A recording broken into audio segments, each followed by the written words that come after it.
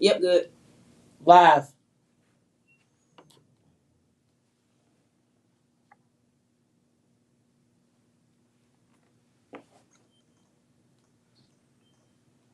Riis, I want to play the audio from the computer.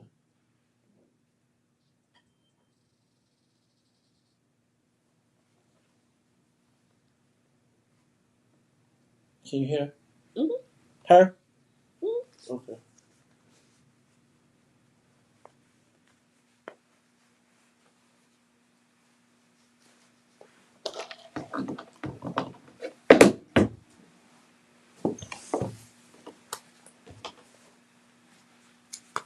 You got yours. Mm-hmm. Mine.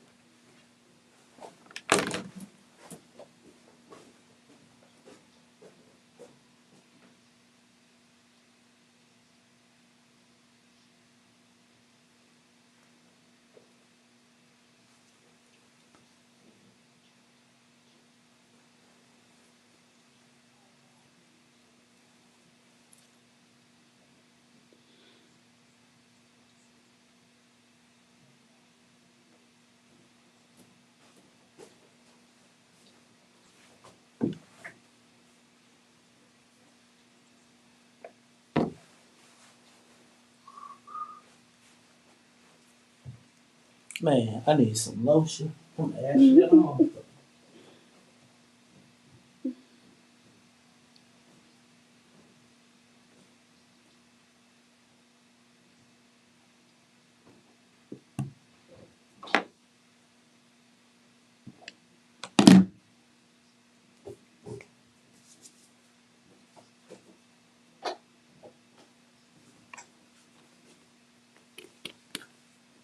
Oh, I didn't get my easy.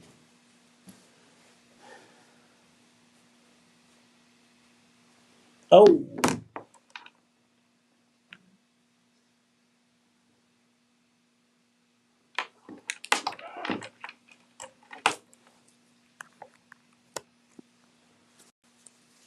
Last week, I witnessed a situation of a parent interaction with a child.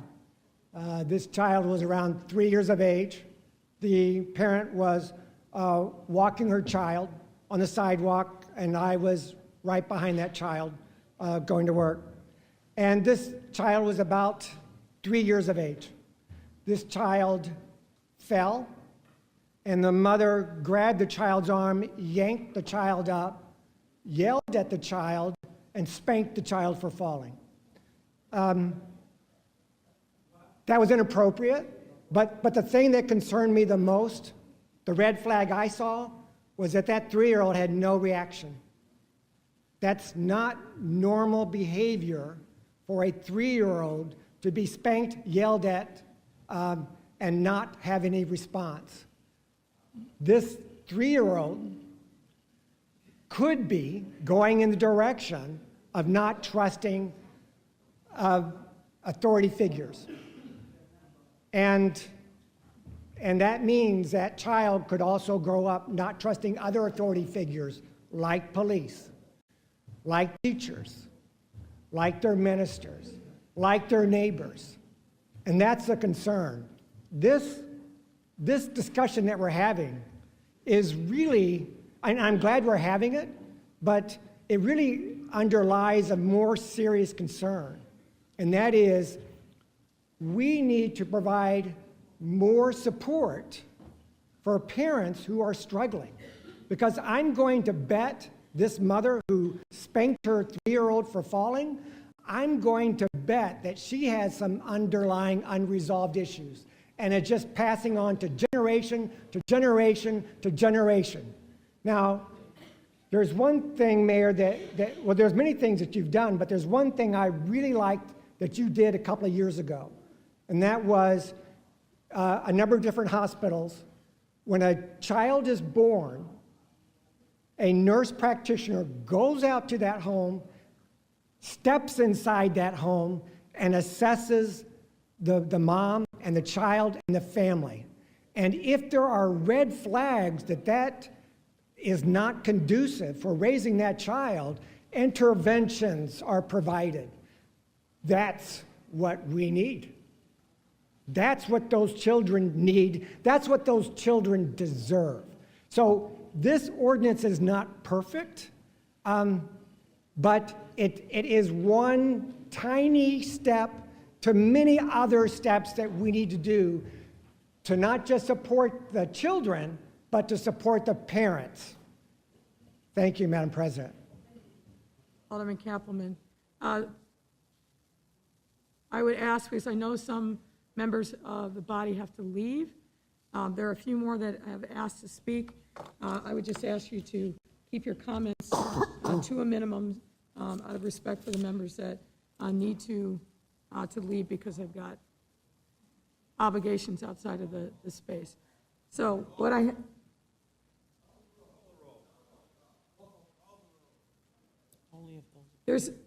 we have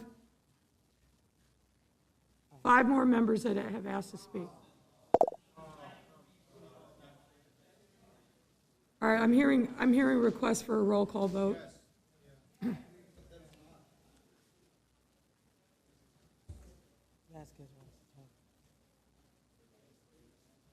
I've had never a request now for a roll call vote. I think we've got to call the roll.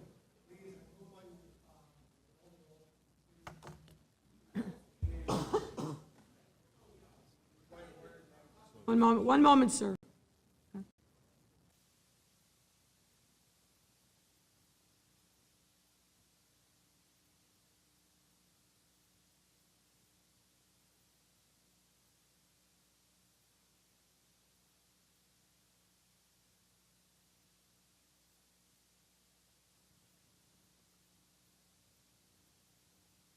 Folks, out of deference to the remaining people who have raised their hand to speak, I'm going to ask you to please keep your votes, keep your comments short, and then we will have a roll call vote.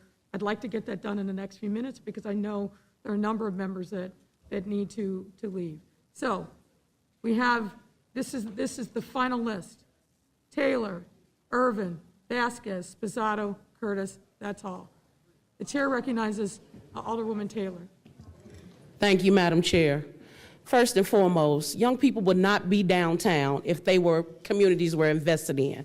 I don't have a skating rink, I don't have a Chuck E. Cheese, I don't have anything for young people to do. And so they wouldn't be downtown if we invested in them. But I want you all to remember that young people are the people who've changed this country. What if Martin Luther King had a curfew? Like, that is just, it starts at a curfew, and then what is it next? And all of this notion about parents, I work 80 hours a week. How am I at home? The community helped me get here. We need to get back to community. You know, what pisses me off about this country is we wait till something dramatic happen, and then we blame the young people that we didn't invest in. Some of y'all remind me of the axe that wanted to represent the tree. The axe begged to represent the tree because they made it the same thing. But at the end of the day, the axe is still cutting the tree. And so we need to invest in young people, not punish them. And the thought that we wouldn't invest in communities, but we're going to protect downtown, says something about this city council. There are so many things that we can do. This is not the answer. And parents do need help. We've been in a global pandemic for 3 years. And the things that we need and count on, they're not happening. CPS is cutting the budget. A scandal at the Park District got people not even want to work there, but we ain't gonna talk about that. We gonna talk about punishing the people who expect us to take care of them. This is young people crying out saying to the city council and to the United States, invest in us. Everybody in my office is younger than me, and that's intentional because I can't begin to say about what young people need now because I don't know. But at the end of the day, it starts with something as small as a curfew. Then is it what? CPS needs to not cut budgets.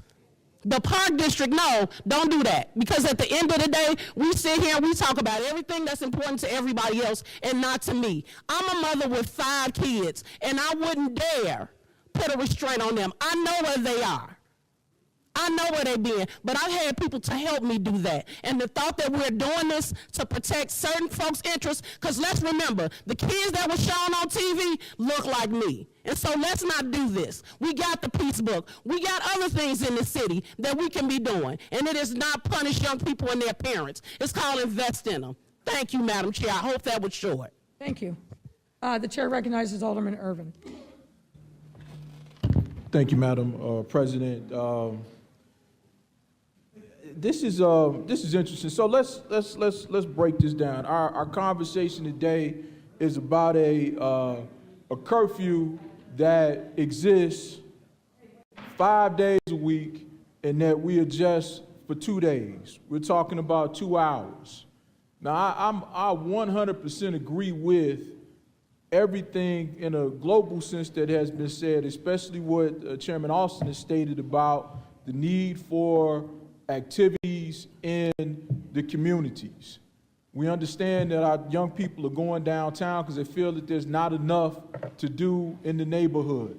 That is an indictment on all of us, that we need to create, as she said, with Alderman Sposado's help, more activities for our young people. We talked about the app that can be used. We need to make sure that our young people are aware of it and understand it. But I will say this, 10 p.m., I'm gonna say something that this was an old saying, and this comes from my grandmother. Nothing's open after 10 but legs and liquor stores, was what was said to folks. The moral of that story was that it was time to be in the house. It was time to be in the house. The street light, the other things, but it was time to be in the house. And we need to really understand that we have to set some sense of order. And again, I understand that people want to do whatever it is that they want to do, but that's not how life is. We've got to set some standards. And if the standard on Monday is 10, the standard on Friday and Saturday also can be 10. And so I think we need to think about that, but we also must do some of the other things as well, which is to invest more resources in the neighborhoods for these young folks. And so be it the Peace Book, be it Paint the Town Orange, all of these different ideas that are at the table need to have a place to come to fruition so that we can create the spaces our young people need in their respective communities so that they don't feel that they're not invested in, so that at 10 o'clock when it's time to go in the house, you'll be thoroughly exhausted so that you will go home and go to sleep. So again, I think that we need to work on this and also work on the other items that have been stated so that we can provide a better community for our young folks. Thank you. Thank you, Alderman Irvin. The chair recognizes Alderman Vasquez. Please, briefly. Be brief. I can't be quick. This isn't the casino process. I apologize. Yeah.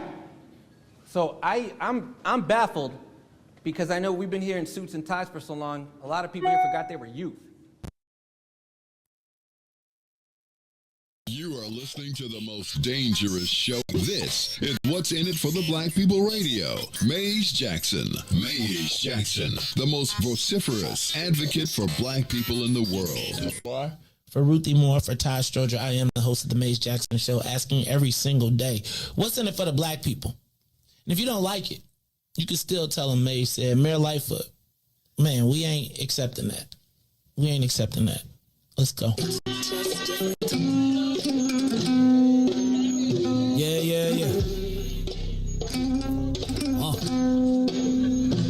Let's get down down to business and go ahead and address the facts. Man, Lightfoot seems more lesbian than black. Rahm Emanuel's another case, he was just as tired. 50 closed schools left much to be desired. Police had Anjanette naked on that body cam. They suppressed the footage so it couldn't touch a lot of hands. Reminds me of that 16 shots in that cover-up. Both of them similar, so I went and dug it up. George Floyd killed, a lot of riots happened in the town. Southside burned and they wouldn't let them bridges down. Grandmother sick, need a prescription and plus a couple groceries. You gon' have to travel just to get it now. COVID-19 out here shutting all the business down. Not enough SBA loans to even give around. So many failed businesses that you can put them in the pile. If you don't survive the pandemic, it's gon' sit you down. We sing, dance, play ball, entertain, crack jokes. Government infested black neighborhoods with crack smoke. System that milked us so bad we got lactose. Still trying to find out what's in it for us black folks. We sing, dance, play ball, entertain, and crack jokes. Government infested black neighborhoods with crack smoke. System that milked us so bad we got lactose. Still trying to find out what's in it for us black folks. Shout out to Willie Wilson, hope one day you get to Senate. We need some different players in the game to handle business. So many shady characters like Madigan and Blotto. But when you really break it down, it's typical Chicago. City full of gangsters, it's what the land was built on. Same streets with hood legends, DNA gets spilled on. Carjackers out here lurking, trying to get they steal on. Looking for a block to put them Hellcat wheels on. Let us give bogus appraisals a red line. Car crackers out here getting minimal fair time. And up the seal carry, I stay with the pipe. But Illinois gun laws giving minimal rights. Stay up on the swivel, make sure I'm moving tight. Check all of my mirrors when I pull up to the light. Pick my homie up from out of town, man, he caught a flight. He was hella nervous, told him, shorty, this is a way of life. We sing, dance, play ball, entertain, and crack jokes. Government infested black neighborhoods with crack smoke. System that milked us so bad we got lactose. Still trying to find out what's in it for us black folks. We sing, dance, play ball, entertain, and crack jokes. Government infested black neighborhoods with crack smoke. System that milked us so bad we got lactose. Still trying to find out what's in it for us black folks.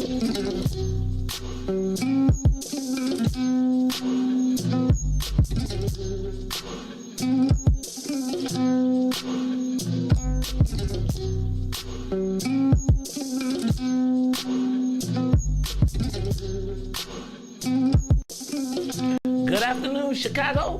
Good afternoon, world. This is the Maze Jackson Show. I'm your host, Maze Jackson, here on a Hump Day Wednesday. Wednesday. It's the Hump Day. We trying to get our thing together. Riis, I don't know what's going on with my headphones, and I don't see my other ones. But we all good, so we gonna rock it.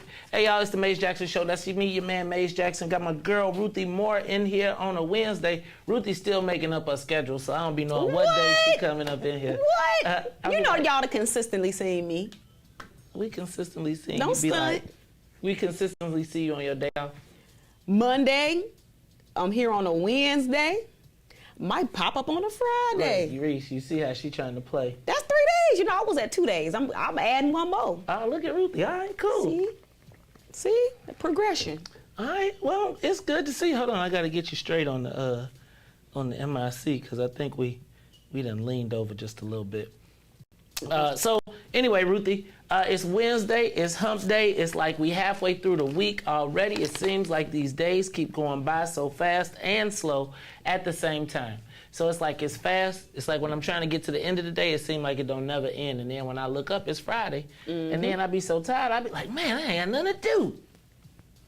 I agree with you. And not to mention that this weather playing, Maze. I done put away all my winter clothes. I left a couple pieces out because I just knew.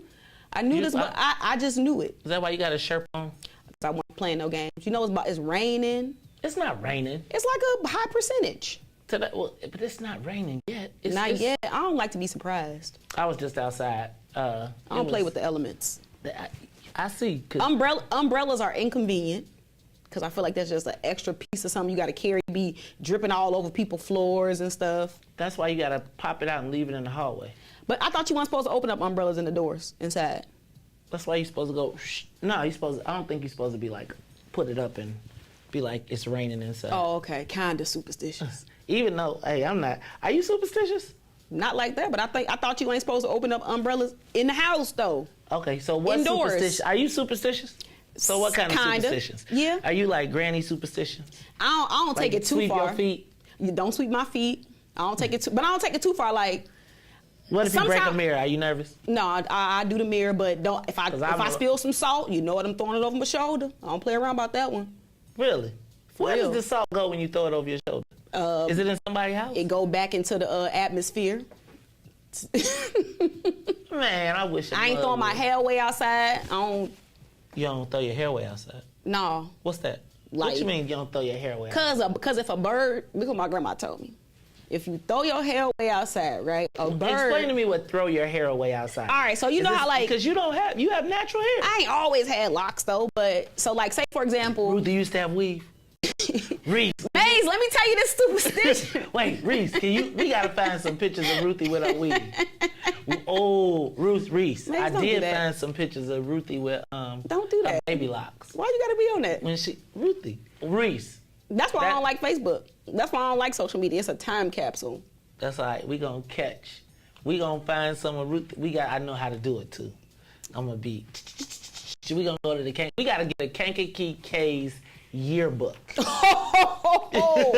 We gotta get Ruthie's yearbook pictures, and then and then we take it from there, Riis. That is that's such an embarrassing thing for you to say on air. Can like you that. imagine what? That is so embarrassing because somebody is. Well, you was a celebrity, so you was probably in the newspaper for like, I was like athlete of the year. Okay, so we know, gonna all get the you- clubs. We gonna get you. Most likely to be somebody. Look at that. We gonna get you. We gotta get Ruthie's high school pictures. You can't see me in none of my high school pictures. My high school pictures was before they had filters, and so the only black people that came out was the light skin. Are you serious? Oh my God. Like I for real. I do, like, there are certain things that I feel for black kids that go to white schools. The stuff, Like the the stories filters. you have. Well, just think about picture day and the lens they got to use regularly. And I mean, think about how crazy it is. Google has a telephone. Google markets on their Pixel phone that for black people, like, you don't have to look, you don't have to feel bad because you ain't got no good light. The camera will fit. And literally, it's a commercial about the lighting for black people. And I was like, ooh, you almost got me.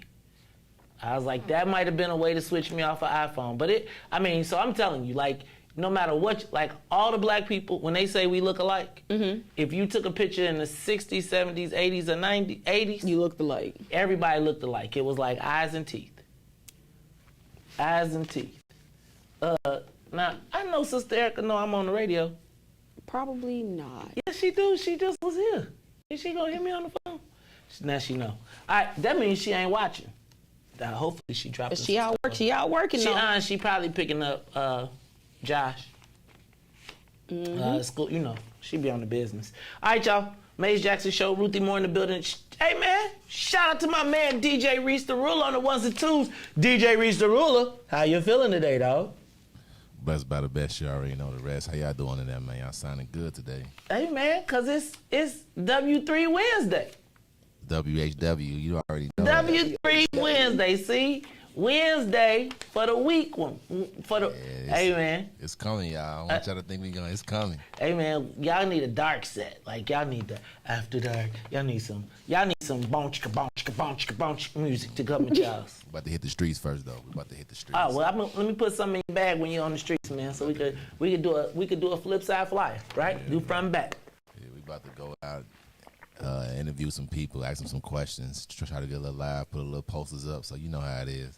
But yeah, man, I'm good. It's Wednesday. We halfway through the week. I see Ruthie Moore a little bit more. Man, it's good to see. It's good to see you. And she's gonna be here Friday, right, Ruthie? Friday, right? Mm-hmm. Yeah, see, I heard that right. She committed to Friday already, man. There you go. Look, I'm on it.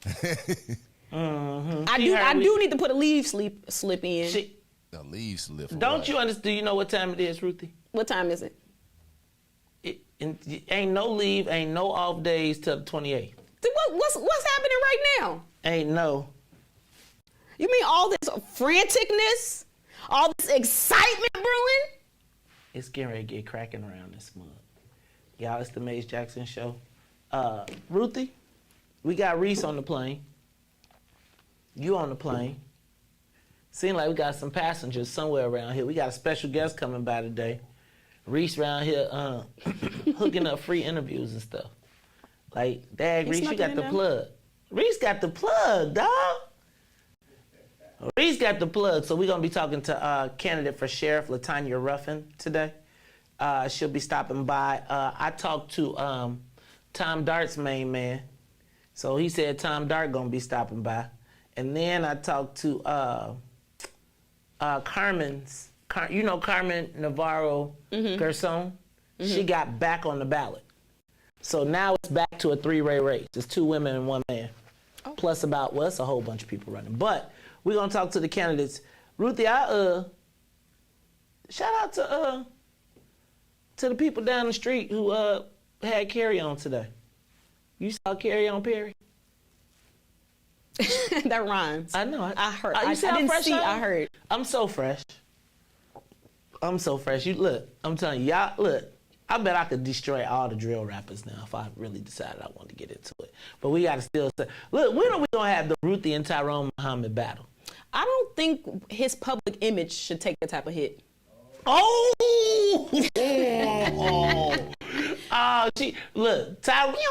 Ty is out there on the front line saving the kids in Evanston, and you want to take a shot at him like that? You wrong for that. Hold on, y'all. I'm about to go in. Call into the Maze Jackson show. Riis, throw on a beat. Throw on a beat right now. I just stepped away, put my bullhorn down, and I'm gonna battle you, Ruthie, one last time. No, he's gonna rap into the bullhorn. For the kids out here. You know he gonna do it. Oh my God. All right, y'all. Let's get the soul plane up to 60,000 feet. Let's get this thing up and away. That's right. This is the Maze Jackson Show. I'm your host, Maze Jackson. Got my girl, Ruthie Moore, my man, DJ Riis. We 60,000 feet in the air. Hey, man, stop the presses. Stop the presses, because I kicked it off and I did not show reverence or deference. Let us take a moment of silence in memory of the 19 children and the 2 teachers that were murdered in cold blood in Texas. So let's just take a moment.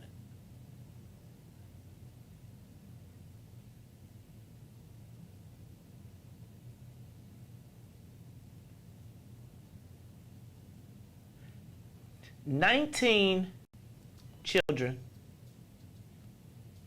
2 teachers murdered in cold blood in Texas."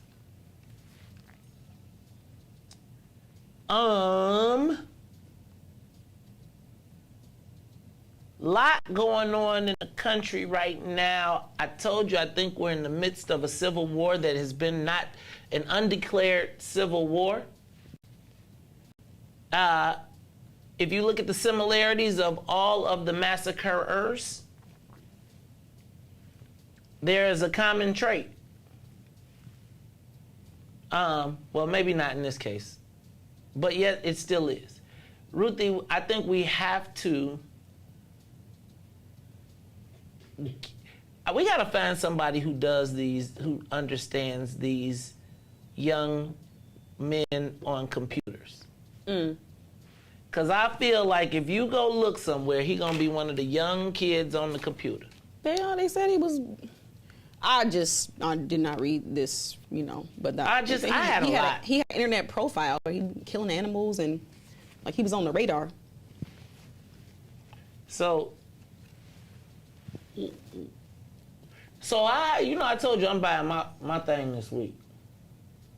And my question is it more guns or less? It depends on which side you on. Right. I'm saying, and I see both sides. I want to talk about it. In reverence, there's a few things that I noticed. Might be too soon to talk about all of them. But I do believe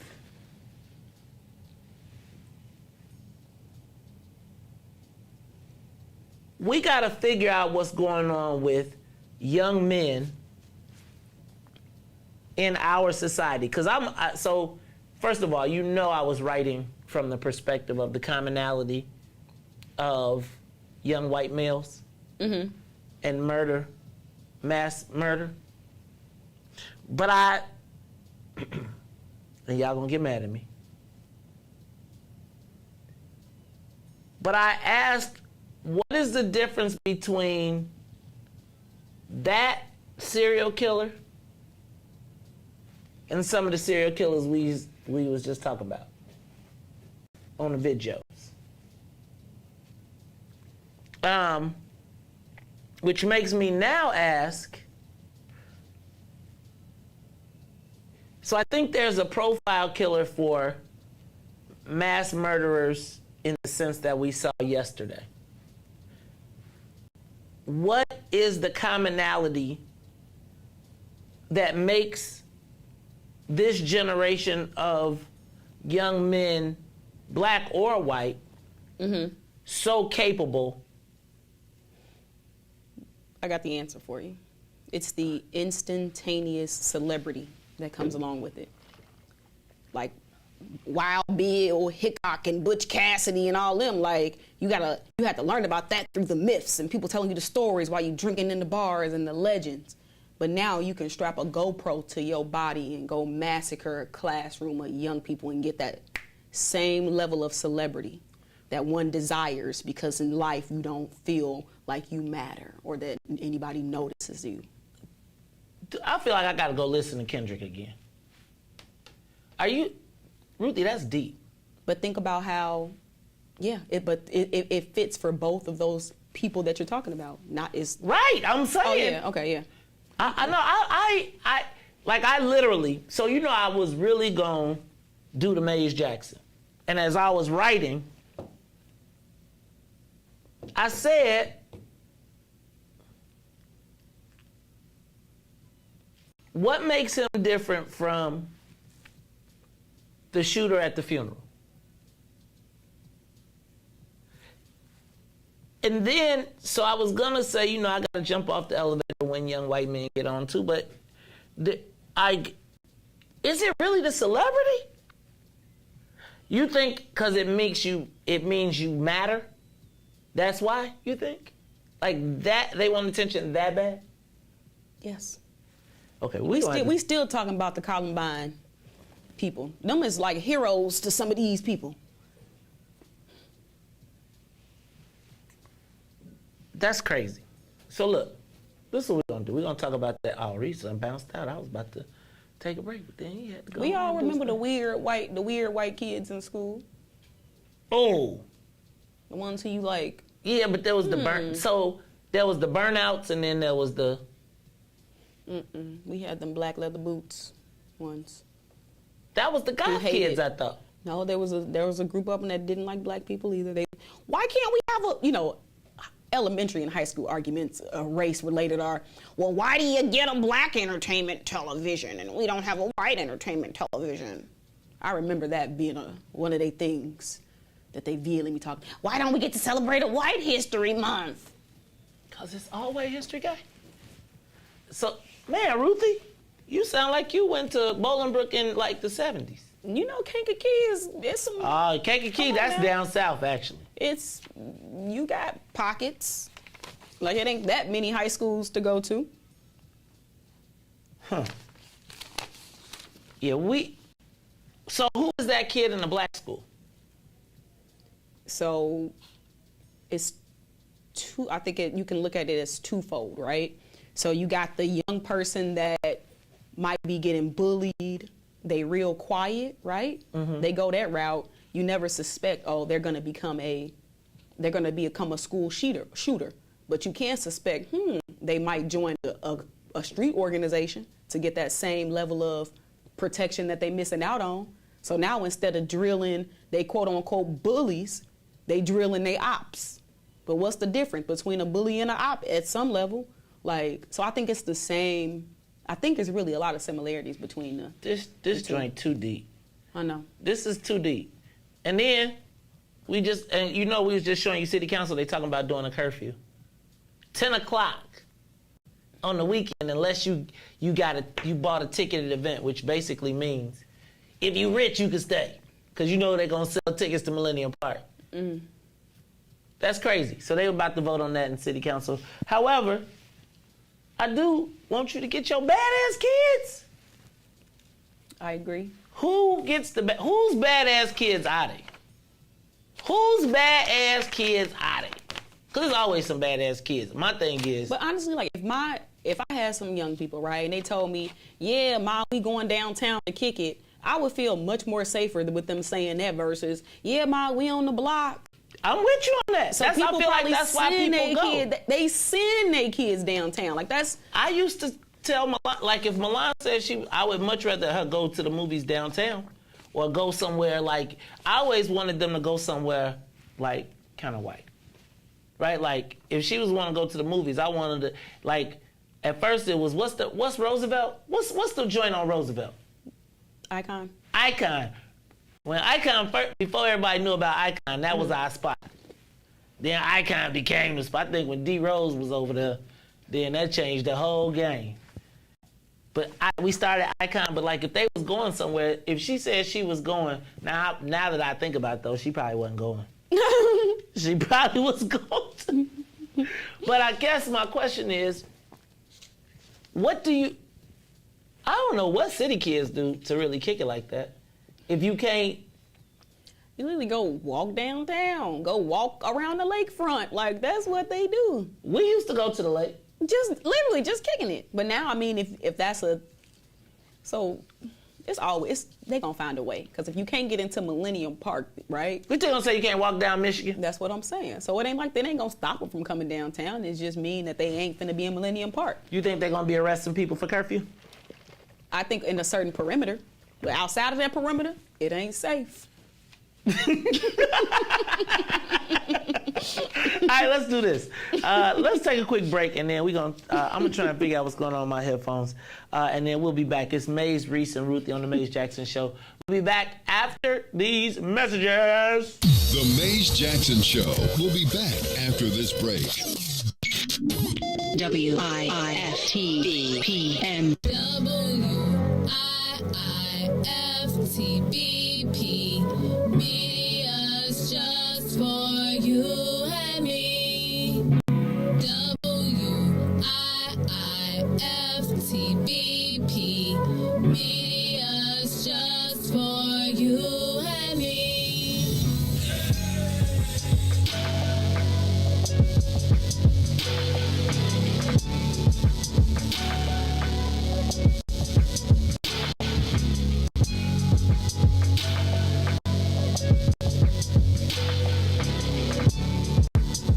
Official West Suburbs and Chicagoland area, the Naperville Soul Fest is back, featuring a live performance by Avery Sunshine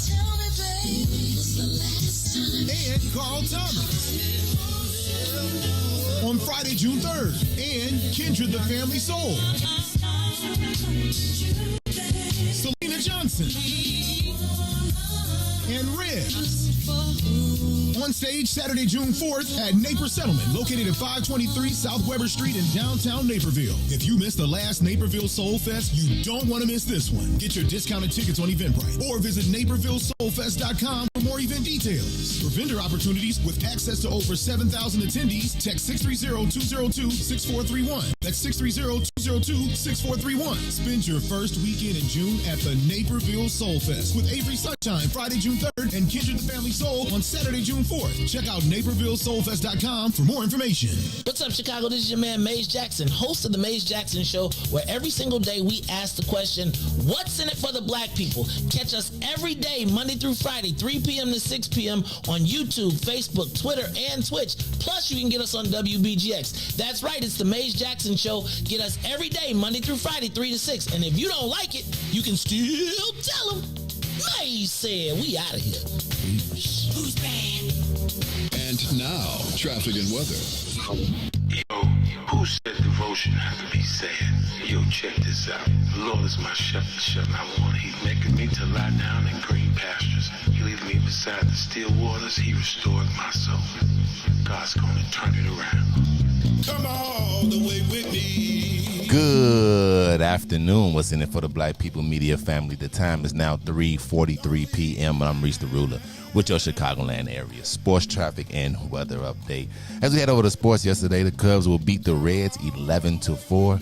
as the White Sox get a little bloody as they will lose 16-3 against the Red Sox. WNBA champs Chicago Sky celebrating ring night last night as they get a 95-90 win against the Fever.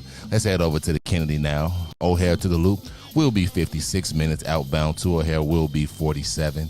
On the Edens, inbound from Deerfield to the Exchange will be 54 minutes.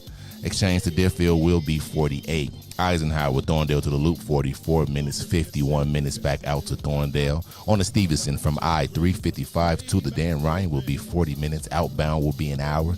The Bishop Ford, I-80 to the Dan Ryan, 32 minutes. 32 minutes outbound to I-80. The Dan Ryan is 18 minutes in both directions. That's to the Loop and to 95th. On DuSable Drive South, 55th to Jackson will be 11 minutes. Jackson to 55th will be 8. On the north side, Randolph to Bryn Mawr, 8 minutes. Bryn Mawr to Randolph, 12. Today's weather, it is currently 70 and cloudy. Today will be a high of 75 with a low of 55. I'm Riis the Ruler. Happy Hump Day here on The Maze Jackson Show. Come all the way with me. Don't leave me now. Come all the way with me. Oh, please.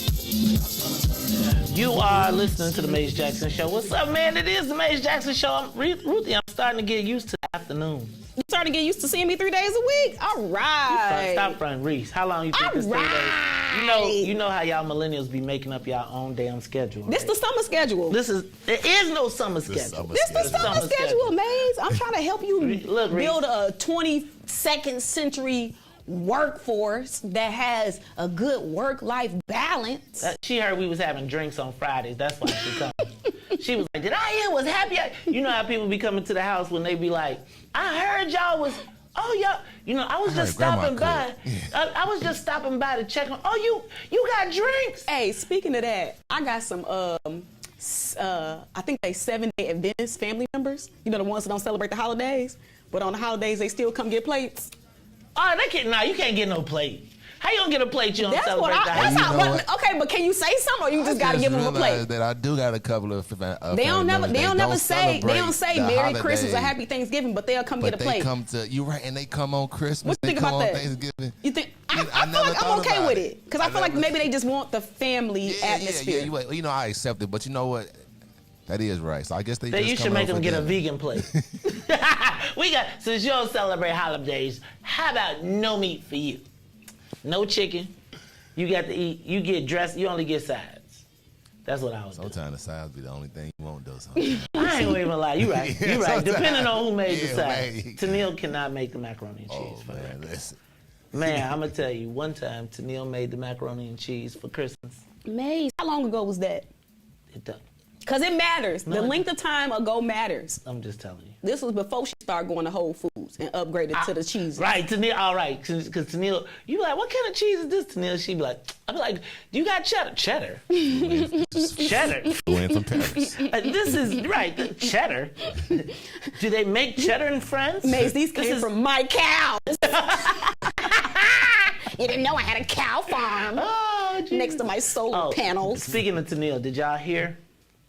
They said, if you think you tripping on gas prices, wait till electricity get through with y'all. I knew that was gonna happen. Like everybody's talking about, I got electricity. Watch, it's gonna be like $10 to charge your iPhone in a minute. What? Maybe I need to let me download that little comment app so I can do the little peak savings. See, they gonna be like, that's how they know when to charge you. That's how they be like, okay, let me ask you a question. Cause State Farm sent me this thing and they said, hey, download this app. And you can, and if you drive safely, we'll know, and then we'll give you a discount. I was like, fool, I'm not downloading this app for nothing. Like, they said they measure how fast you go. I know what you're talking how about. quick. I was like, why would anybody download that app? I was like, to save a percentage. Ruthie, That's a setup. That is a setup. And they tracking you everywhere you go. Man, okay. All right. Maze Jackson Show. I'm your host, Maze Jackson. Now, we got to get... Hey, Riis, how y'all guys get here an hour and a half early, man? Punctual. Yo, that's not punctual. That's funny. I was like, I came outside. It's the popo out here. Like, I was like trying to go out the other way. Reese. I'm like, I didn't do it, man. Right. Can you at least finish the show then? Right. I was like, take him at 6. Hey, y'all. I'm telling you, man. I bet you this gonna be the best. This gonna be one of our best shows ever. I bet you everything gonna work perfect. Watch, cause this is my man DJ Riis the Rule on the ones and twos. I'm gonna stop hating on y'all. All right, you know what I have not said to everybody? Ruthie, you know what you got to put on the schedule? The Saints, cause the sinners are all here. Well, who we are missing is the Saints. So, you know, every day you catch the Maze Jackson Show 3 to 6. You can get us on Facebook, YouTube, Twitter, Twitch. Ruthie ain't called WBGX, so the seniors over there trying to figure out where they at. Well, where they go? So I think that what they've been... So we got to get over there and negotiate a new radio deal so we can get that cracking. Because, you know... We don't want the seniors. We don't want no problems with the seniors. Don't want no problem with the seniors.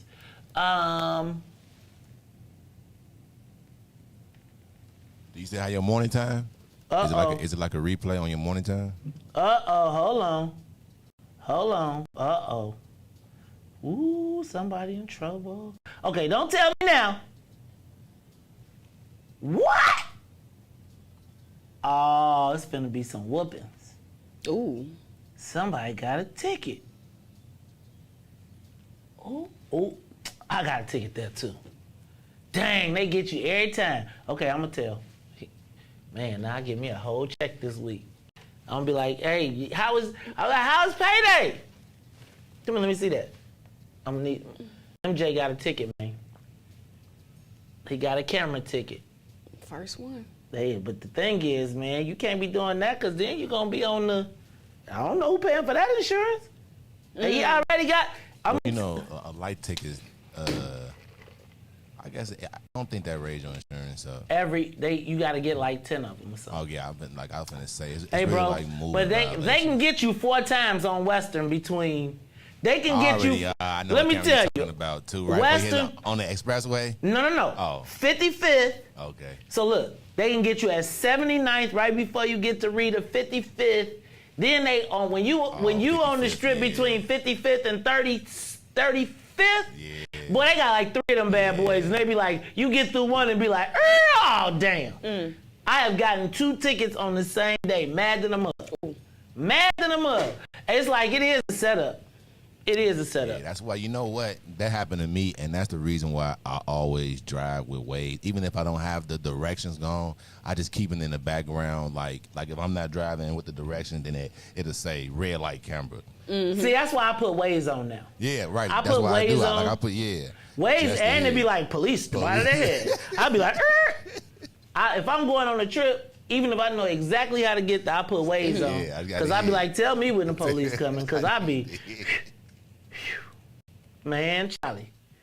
All right, man, now I got the... So let me ask, when your kid get a ticket, I feel like when I was a kid, I'd probably gotten in super trouble. Like, what kind of trouble you supposed to get in for a ticket? Teach him where the red light camera's at. Yeah. Is he gonna pay it? He gonna pay his own ticket, right? Yeah. So that's the lesson right there. You know, son, you got a ticket. This is the responsibility of having cars. When you don't drive safe, or when you don't abide by the rules, then you get a red light ticket. He definitely trying to pay it though. He don't got to get a whooping. No, man. Okay. For what? Well, it depends on how fast over he's going. No, it's still not gonna whoop for another job. No, that matters. That matters. But he's still not no, a whooping. that matters because that's the part that makes all the difference. Okay, because if it was a 30 and he was going 40, that's not okay. Well, he was a 30 and going what? 35, he probably good. Oh, hold on. If he was a 30 and going 40, that's not okay. No, that's way over the limit. Have you ever got in the car with his daddy? I'm sorry, my bad. Yeah. I feel like I set the boy Hey, up. you ever try to trail him? It ain't you can't. Why would I do that? Chantel said that's $100. I would meet you there. That's how many hours in 100? A lot. If you make $15, how many hours? 6. You got to work 7 hours to pay for that ticket. His whole day of work. He working one day for the city. See, that's the lesson that he's already learning already. He's going to learn. He's going to hit his pockets and everything. So, yeah, he good, man. Just make him pay the ticket. That's it. Hey, man, I'm going to take the PlayStation, too. Why? Just so I can have it. All right, y'all. All right, it's the Mace Jackson Show. I did not get through all these headlines. Did you see the dueling governor debates? Hey, Riis. Your boy, hey, man, your boy Richard Irvin. Riis, your boy Richard Irvin, man, they trying to jack him up, dog. It's like they like gang up on the black dude. Feel like high school all again. I never understood the campaign strategy. Like to me, it's backwards. The Democrats are making commercials saying that he's not a real Republican. So like, how is that telling you not to vote for him? They don't want the Republicans to vote for him, right? They want the Republicans to be like he's. So here's the deal. Let me explain it to you.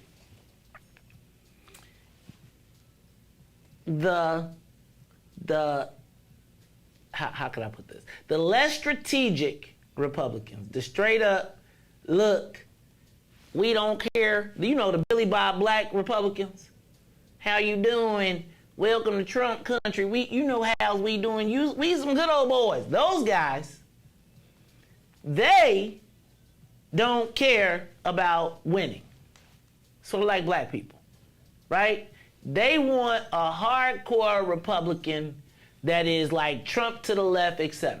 So there's a battle to be Trump. Richard Irvin is a brother.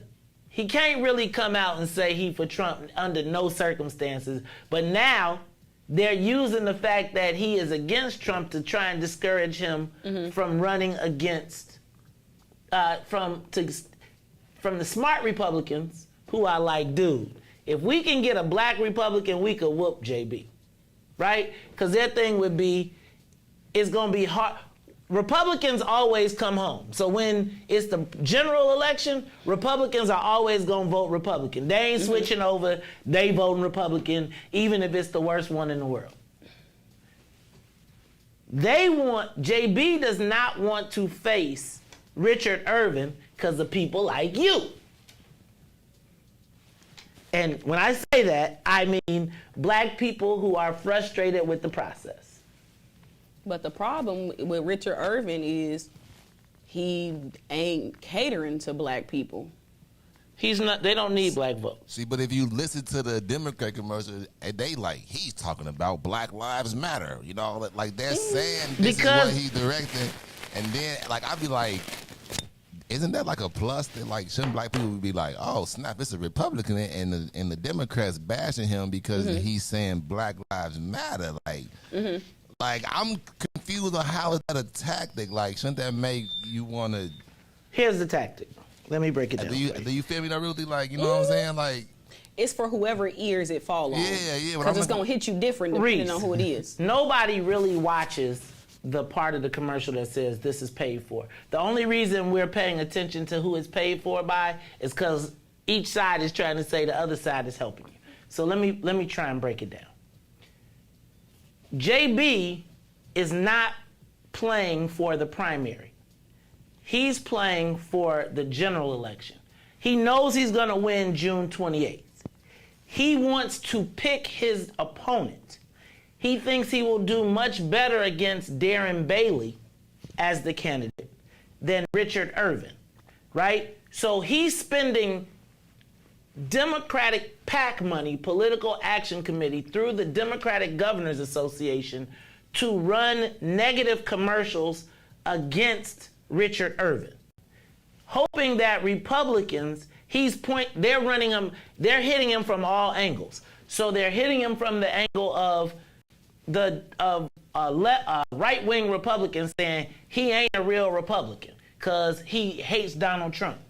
But then they're also making him go against them by saying he's down with JB, he's down with Lori Lightfoot, he's down with Black Lives Matter. Now, what's crazy, which is what I understand, is the people that are supposed to be on our side, the Democrats, who have their name on these commercials dissing Black Lives Matter, is like, damn dog, I thought we was homies though.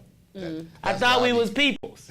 But now it's, so, and let me just say that the way these are supposed to work is you ain't supposed to really pay attention to who it's paid for by.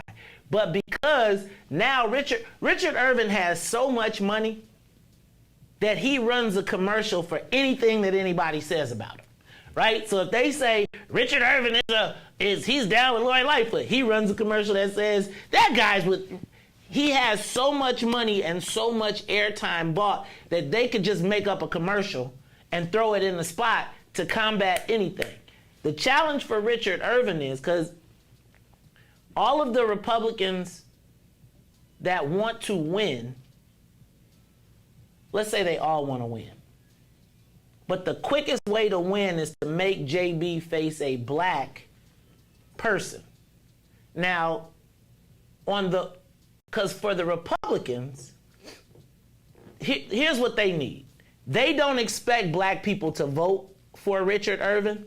They just want you to be compromised, right? So if they can knock 2 out of 10 black people, whether you don't come or you are Riis, they win, right? They need to knock 2 out of 10 black people off from JB. They don't need the black vote to win. They just need for black people not to turn out. So now if you're a black person, you in a primary election, what I tell you about when you turn on a fight. You turn on a fight and you don't see no sound, you don't know who it is, it's a black fighter, it's a white fighter, who you going with? Unless you know him, right? So if you understand, look, Riis, like, you ain't get me again. Look, so if you understand that, right, what Republicans are, and it's kind of sinister, right? Because remember I told you, you've not seen one Richard Irvin commercial asking black people for their vote, no kind of way, no how. He ain't coming on, right? Which also means that we ain't getting none. Think about a brother got $90 million, come to the hood and don't share with nobody black. Not just that, but to talk and demean black people in your commercials. Riis, when Riis gave him up the slave commercial, I'm not talking about that one. I was actually kind of okay with that one. Let's say Ruthie. I think from a historical perspective, I was okay with that one. But so you telling me you're not coming to Aurora? We're gonna shut down the highways. All I'm saying is, I'm trying to hit that. Richard Irvin is building his commercials on the fact that I look like them, but act like us. Right? But here's the thing. Half the people are so disillusioned with the political process that they ain't even really, we talk about this stuff every day. The average person, I don't know. I think it's just bad campaign strategy on the Irvin's camp. Like, you ain't gotta poop on the black people to try to get the white support. Yes, you do. So I feel like they did. Yeah, you gotta prove it. It's enough anti-JB sentiment that people were looking for a middle of the road candidate. He gets to do that. You know how they say pivot after the primary? That's what happens. Then in the primary, watch. After the primary, if he makes it through, then he comes and he says, hey, because now what are the Republicans going to do? They're going to come home. They're not voting for JB under any circumstances. So understanding that, now he can come back and say, like Riis been saying the whole time, hey, man, you know I had to do that. You know how good, hey, man, I'm at my job. Hey, man, don't come over me talking. Hey, man, you see me at my job, Joe, just keep moving. You don't know me, dog. You don't know me, bro. Listen, man, you know how it is. See? And this is how we get where we at. See? I got you. Come around here at 10 o'clock. At 10 o'clock, I'm going to slide you some extra whoppers. My biggest fear in the whole entire process is that they elect a black governor without any black people at all. And so at the end of it, he don't never talk to none. He like, y'all ain't give me no votes. Right? And he gonna be able to hit dude over the head with the cannabis and all type of stuff. And black people gonna be mad and they gonna have us a black law and order candidate is the winner. But that's why I say it just wasn't a good campaign strategy. Like, y'all forget. Y'all gonna be, I'm telling you, Riis already got it. They already got Riis on the PI team. Look, man, just tell him, you had to, hey, man, I was at my job. But see, people gave me $45 million, $90 million. What you want me to do, dog? What you gonna say for 45 million? At least, but you gotta give that wink and that nod, though. If you ain't gave that wink and that nod, though, you ain't getting no, he gonna buy that wink and nod. You gotta get in first. You feel like how May said, after this and then, and you be like, hey, well, I know I got the Republicans. Look, he like, what y'all gonna be against me? What's good? Then he gonna hit you. He gonna be like, you don't know me now? You don't know me now? I'm just telling you, this is so sinister, because once again, they playing on our pain and suffering. Lord have mercy, Jesus, and we ain't even talk about no headlines. It's the Maze Jackson Show. We'll be back after these messages. Maze, Riis, and Ruthie. Hey, y'all, check us out on Facebook, YouTube, Twitter, and Twitch. The Maze Jackson Show. We'll be back after this break. WIIFTBPM. Maze Jackson. What's up, Chicago? This is your man, Maze Jackson, host of the Maze Jackson Show. You hear me every single day ask the question, what's in it for the black people? Well, finally, y'all, we've got an answer, and it's called the Black People First Party. Meet us every Saturday from 10 a.m. to 1 p.m. at TP, located at 5401 South Wentworth, Unit 17E. That's in the mall at the 55th and the Dan Ryan. And you join us every Saturday where we are taking our politics black. We'll teach you everything you need to know about the game, from how to collect a petition, to how to knock on a door, to even how to become the next mayor of the city of Chicago. That's right, y'all. It is Black People First Party. Meet us every Saturday, 10 a.m. to 1 p.m. at TP, located at 5401 South Wentworth in the mall at 55th and the Dan Ryan. And if you don't like it, you can still tell them, Maze said. This is a black people thing you wouldn't even understand. Maze Jackson. Pressing on,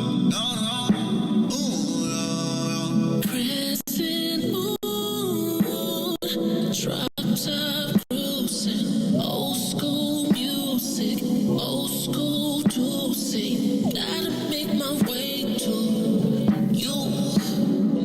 Pull up on that ass like, ooh, I wanna take you to New York, Chicago, LA, Houston, down all over London, Paris, the A to the B, everywhere I'm proud to take you downtown, girl. Show you all the finer things in life. I wanna take you downtown. Show you all the finer things in life. I wanna take you down. I wanna take you down. I wanna take you downtown. Show you all the finer things in life. I wanna take you downtown. Show you all the finer things in life. Lake Shore, I made sure to make sure, that my place yours. 28th floor, I had 8 thoughts, all 8 yours, cake for dessert, but I ate yours. Take you to New York, Chicago, LA, Houston, down all over London, Paris, the A to the B, everywhere, fly all over. Your last boy couldn't get what you asked for. Your last boy didn't even know. I'm gonna take you downtown, girl. Show you all the finer things in life. I wanna take you downtown. Show you all the finer things in life. I wanna take you down.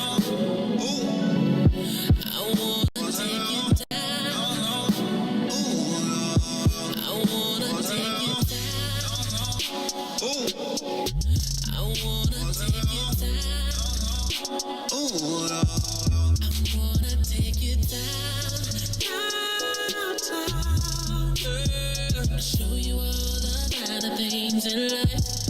I wanna take you downtown, and show you all the finer things in life.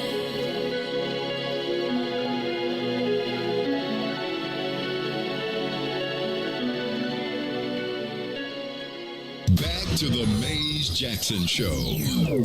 You are listening to the most dangerous show. This is What's in It for the Black People Radio. Maze Jackson. Maze Jackson, the most vociferous advocate for black people in the world.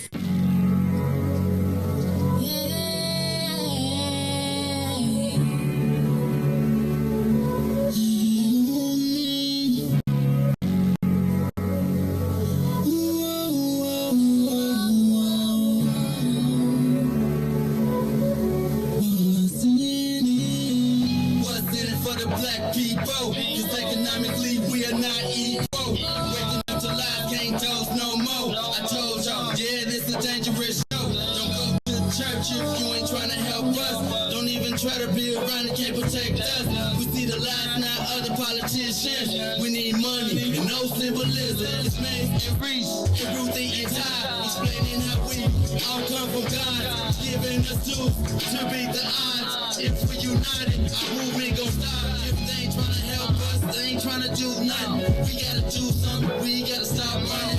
It's time to confront the problem. Really, you expect your press to solve.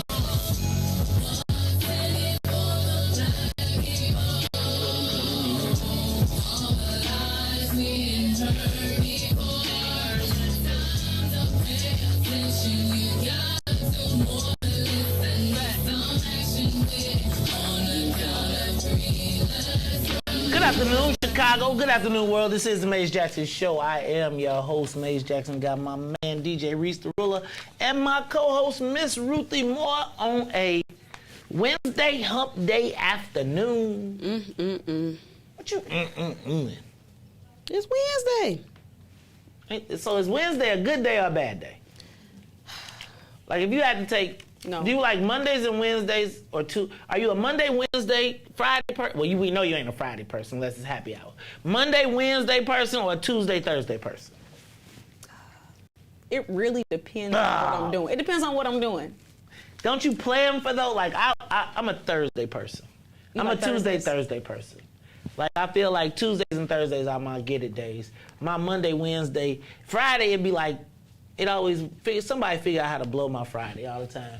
Like I be trying to schedule it where I be like, Ruthie, make it where I don't gotta be nowhere after 3 o'clock, and it'd be like, damn, what you mean you can only meet at 3 o'clock? I still got like a college mindset related. That's why Thursday. But you know, if you got a Monday, Wednesday, Friday class, then the class is likely only 1 hour each of those times. But if you got that Tuesday, Thursday joint, you in there longer. So it's like psychological, depending on which of those days you like. Oh, Lord. I've been so far since I went to college. And when I was in college, I didn't go to class no way. So I didn't know if I had Monday. After the first year, after 2 years, I was like, schedule, huh? I told you I was Ice Cube in higher learning, right? So anyway, Maze Jackson Show, my man, Riis the Ruler, DJ Riis. Riis got company up in here, y'all. And they got guns. You know what I'm saying? Then they talk about they trying to give people tickets. I'm like, now, hold on now. Hold on, officer. I don't need parts. No. Check your play sticker real quick. Man, I wonder, are they one of them police that, like, I hope they ain't like them Evergreen Park police. I told you go to Evergreen Park, man, you go to like, and I know, they do this only because they know it's black people there. What's the name of that place? Riis, where everybody go get their church clothes. Come on, give it to me. Come on, Foreman Mills or something like that? No, not Foreman Mills. What's the other church clothes place? Where they got all the suits and the church shoes. Oh, where is that? You know, on 95th. Come on, man. It's a bunch of them, too. Dang, you know where you can get the church clothes. Everybody, man. Oh.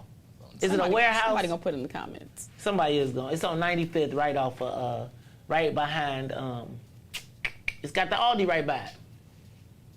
You don't know? Come on, man. Where everybody is it? K&G. K&G. Thank you. K&G. Campbell. Right? Look, K&G, bro. I'm telling you, the Evergreen Park police be like, they come on Saturday. They come on Saturday at about 2 o'clock because they know all the church people shopping for church stuff. Or the people getting ready for yacht parties or them stepper sets. Ooh, because they need all white. Or they just need them stepper set clothes. Oh, they do. That's you know the little flowy stuff they be getting. The linen. K&G, that's the. I call that that's the black man store. K&G. What black man? K&G is the black man store. Huh. That's where y'all get y'all clothes from. Speak for yourself. The preacher clothes. That's the preacher store. Now it is a preacher store. The stepper set store. It's the sugar daddy store. It's the short. It's Roosevelt. It's Roosevelt on the in the suburbs. It's like you could go everything you can get on Roosevelt. You can get walking suits in that bad boy. You know, I'm gonna tell you though. One day I'm gonna show up to this mug because when I'm comfortable being old, I promise you I'm gonna get me a linen walking suit, and I'm gonna get them thick and thin socks. Did your granddaddy ever had them socks that was like all the way up to your knee, and they was only thick around the top, and then they had lines in them? And then I'm gonna give me some Stacey Adams, and I'm gonna give me a Dob, and I'm gonna be my straight, and then I'm gonna mess around and give me a cane. Oh, no. I'm gonna be the ultimate old black man. Ultimately. I'm telling you, I'm gonna be fresh when I'm an old black man. Like, I'm gonna be the fresh old Yeah, black you got a lot of rings on your finger. Ooh! How many rings? No, if you got big, gigantic sausage fingers, don't do it. How many rings are acceptable for a man? 2. Ring and pinky? Oh, I don't like pinky rings. Weird. You're crazy. My pinky ring be like, ding! I have to be in the mood, though, to wear it. Excessive rings is weird on me and to me. Excessive rings, that's weird. What's excessive, though? It's that one and a one. But when you got, I don't know about when you put a ring on your middle. The only reason you should be wearing, I don't like when people put rings on their index finger. All right, how do we get here? Let me stop. We got to get back to the show. Look, it's the Maze Jackson Show. I'm your host, Maze Jackson. Got my girl, Ruthie Moore. You got a pinky ring? Man. I got a pinky ring? I got 2. For real? You when would you wear? When would you wear? Like, what's the context? Crazy. The context is when I'm feeling like,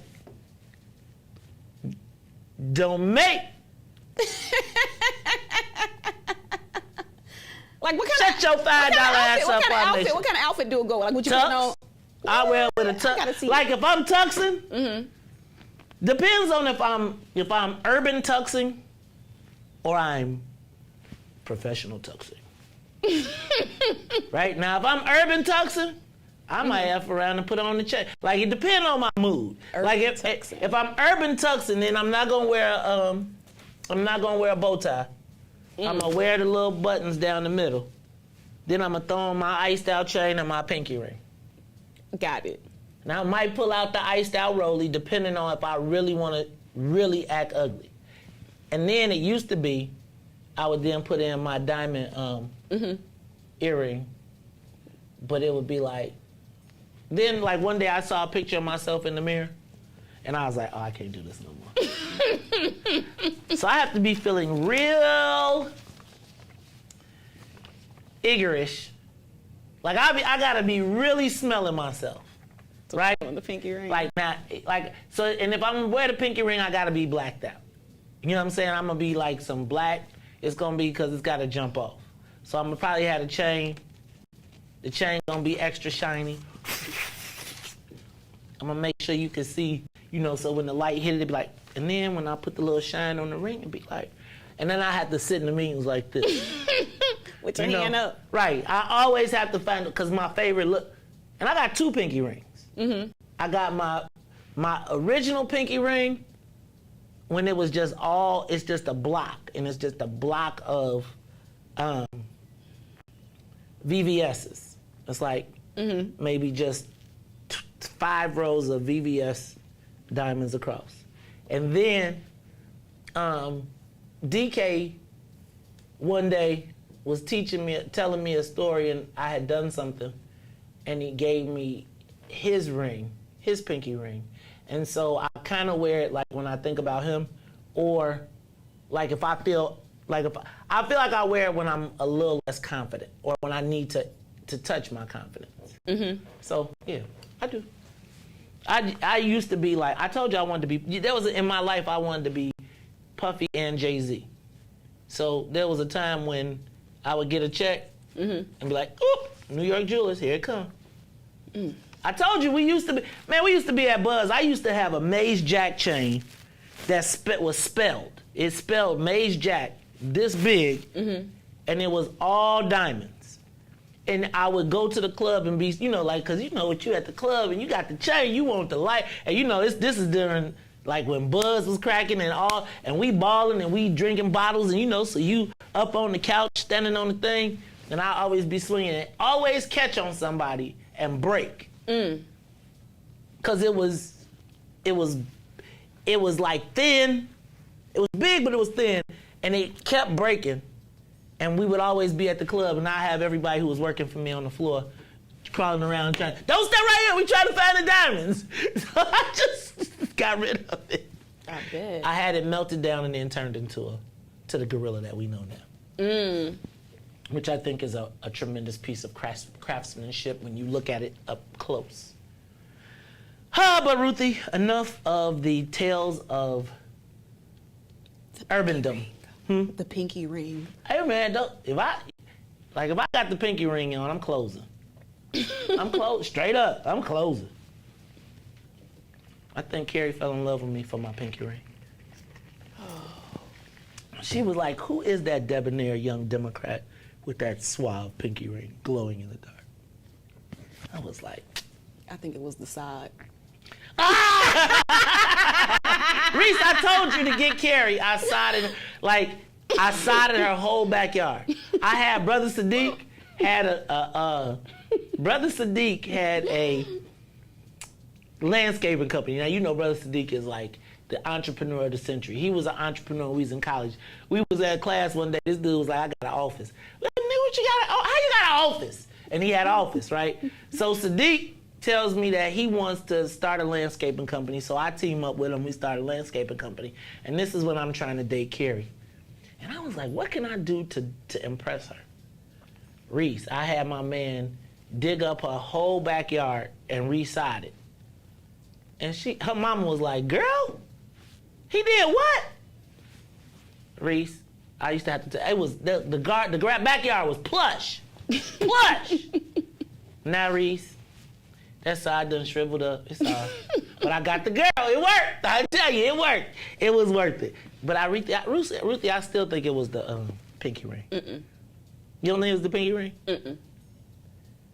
I was pretty fresh, It was the pinky ring. I mean, it was not the pinky ring. It was the side. I just think I'm the man regardless. All right. Can we get to the business? Because Riis got company out there, and they're gonna be rushing me talking about you supposed to be at 4:30. They got here an hour early, so then they're gonna be impatient, right? They probably out there impatient right now, but she got a gun, so I'ma chill. Because in case we ever got somebody at the county, we might need the plug. So in a minute, we're gonna be talking to LaTanya Ruffin. She is a candidate for a sheriff, and she obviously got some people nervous because no sooner did I say she was going to be on the show than my phone ring and be like, I would like to so we're going to talk to LaTanya Ruffin in a little while, see what she's got to say about the sheriff's race and about my tickets. All right. Did I get through? Okay, so let me just run through some of these headlines real quick. Yesterday, Riis, did you go to Chicago Sky game? You ain't go? Riis. Now, see, Riis talked all that smack and then he ain't even go. Cuz, man, I bet you. It was ring night last night, man. Right, I know, it's ring night. That's why you supposed to go, man. Because I'm telling you, I bet you could have got courtside for $25. Nah, not on ring night, man. 30? Nah. 100? Yeah, 100, probably 100. That's still good, though. All right. Casino and curfew votes today. I'm still watching. I don't know if they got the curfew. But the casino vote went through, and Ruthie, we cannot be protesting. We got to figure out how we gonna get paid, right? And I'm just telling everybody, with this casino, all I'm saying is, can we please not be mad for the next 30 years and be eating for the next 3,300 years? I want to see everybody black that got something to win in Chicago on this casino, okay? Straight up. Everybody love me. Did you see they running out of water out west? What? Hey man, they said that you know, like when you used to go to Las Vegas and they say you want to go fly over the Hoover Dam. They saying there ain't enough water to get over the Hoover Dam no more. They saying like it's like they running out of water. Like fish are just drying up in the. Oh wow, I didn't know that. I be like, so what they drink in Las Vegas? Alcohol? I'm just saying, man. When I saw the pictures, they were showing the pictures though of the fish like just laying in the water. I mean, laying on like the water went away and the fish couldn't swim. You trying to say what? Global warming? Yes. Hey man, I'm just telling you, y'all better start moving closer to the lake, not further away. They don't be trying to move to Chicago and be trying to put a fence around the lake. Oh, did you see about the trans ban in Indiana? No. Okay, so there was a bill that passed in Indiana to ban trans athletes in high school sports. The governor vetoed it, and then the legislature overrode it. So trans people are banned from sports in Indiana. Now, what's crazy is yesterday I was watching Real Sports with Brian Gumbel. Do you ever watch that? That's really a good show. They do like some stuff. You'd be like, what? So yesterday, do y'all remember seeing that? I can't think of her name now, but that lady in Jamaica who looked like a dude, and they said that she couldn't run because she was she was like, man, Charlie, I learned so much on TV last night. So she was a girl and had female genitalia, but instead of ovaries had testes. Okay. Internal, but external, outward facing was a woman. And so she, like when she hit puberty, instead of getting estrogen, she was getting testosterone. But always was like, you know, she would be like, people would be looking at her and making fun of her, but she was like, I'm a girl, but my voice, I was just like, well, damn. It kind of changed my whole perspective on some things. I still was a little bit too, you know me, it'd be too much. But what I am starting to be is recognize that maybe we need to have a category.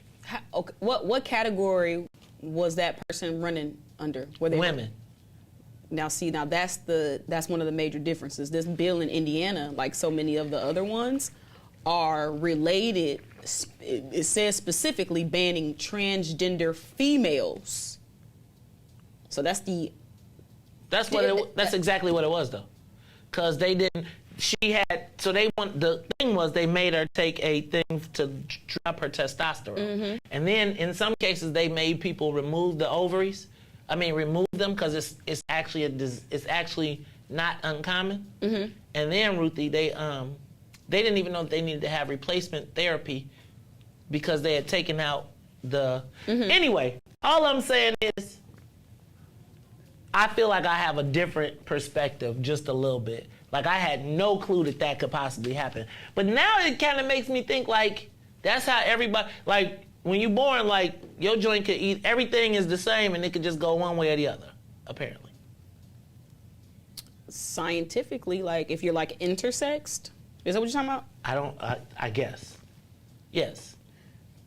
Then it just, it kind of like depends. Like you can get testing done to see like, oh, this person has more testosterone or more estrogen. Remember, it was a big thing about parents being, quote unquote, choosing their child's gender when they were born intersex and then raising them in that way.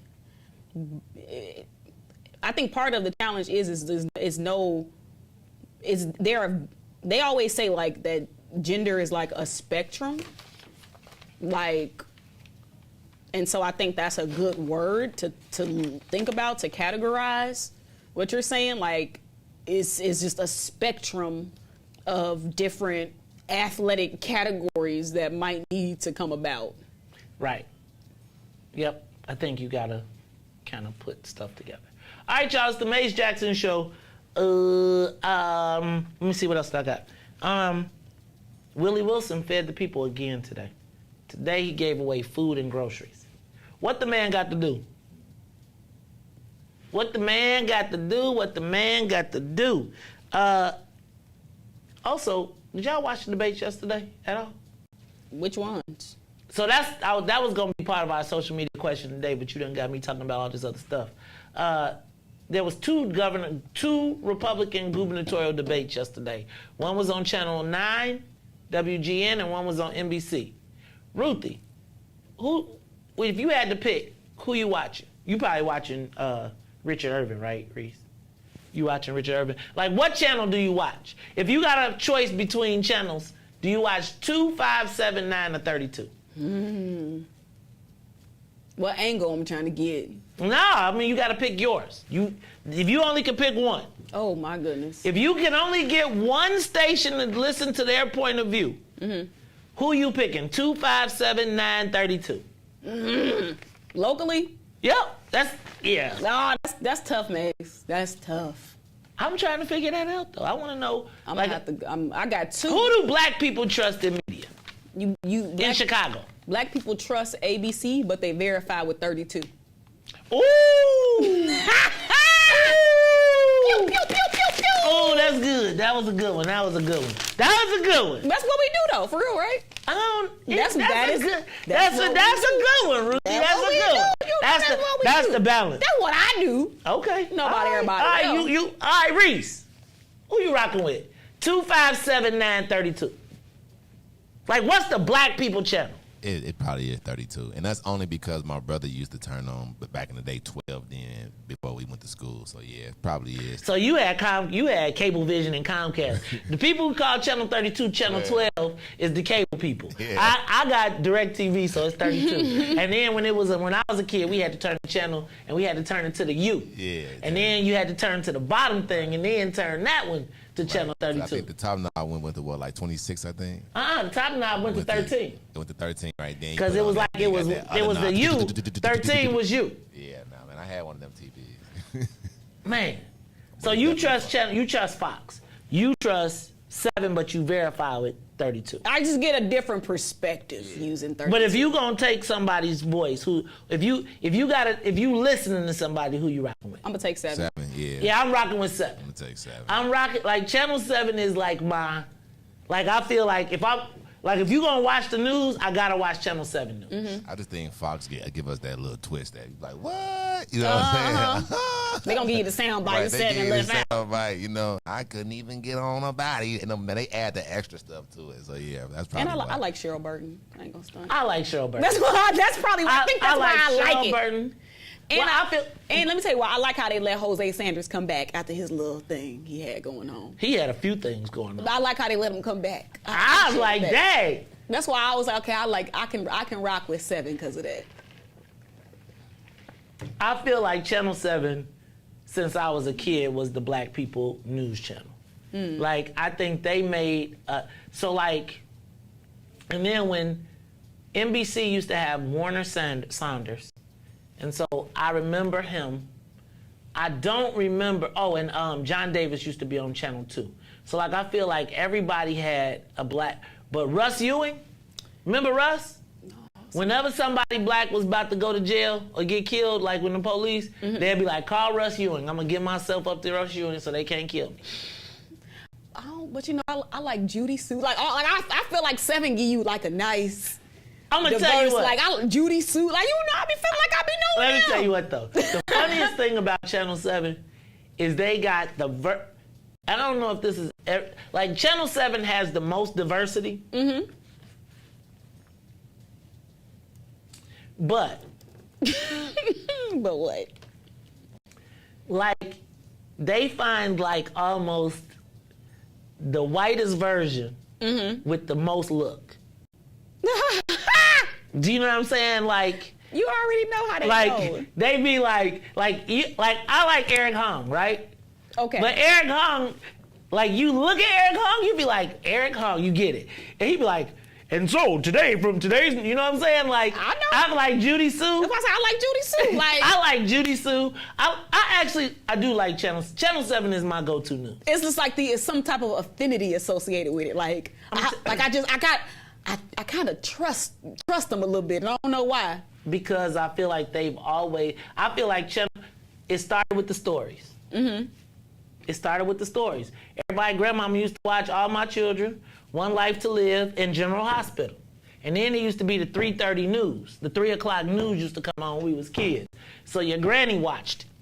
Or whoever your babysitter was, because then after that came the 3:30 movie, or they was watching their game shows until 6 o'clock and then, or 5 o'clock. Then that's when it, man, I remember Fahey.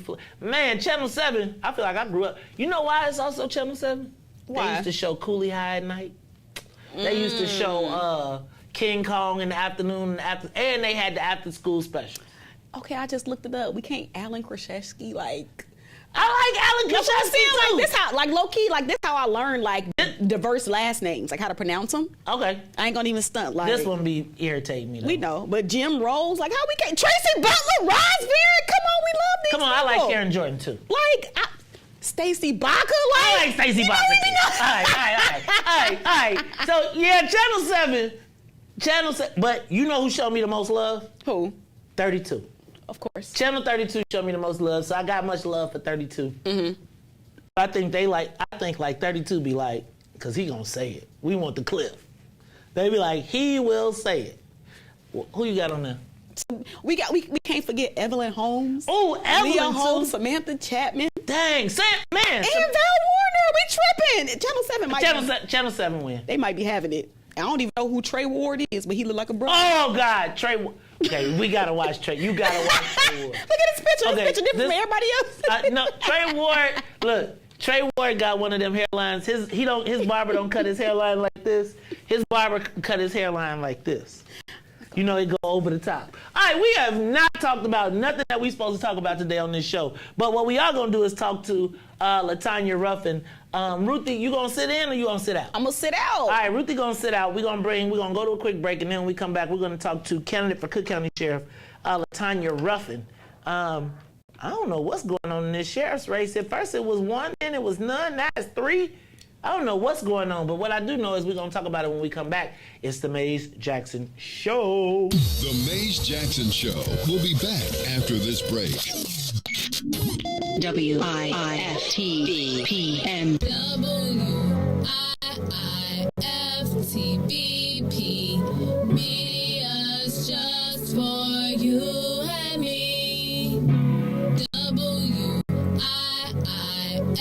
WIIFTBP Media's just for you and me.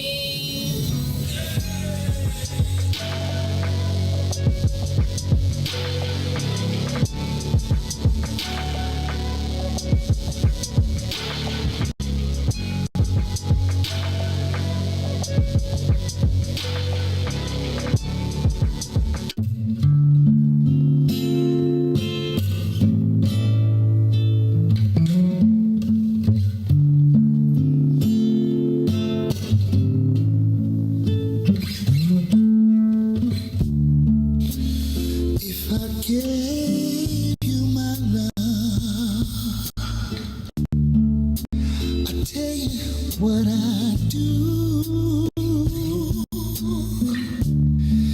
I'd expect a whole lot of love out of you.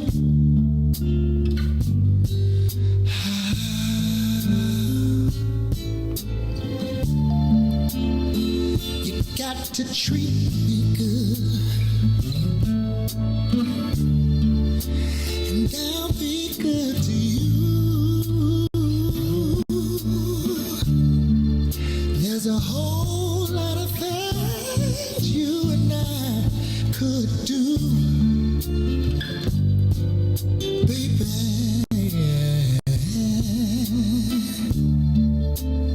Beautiful.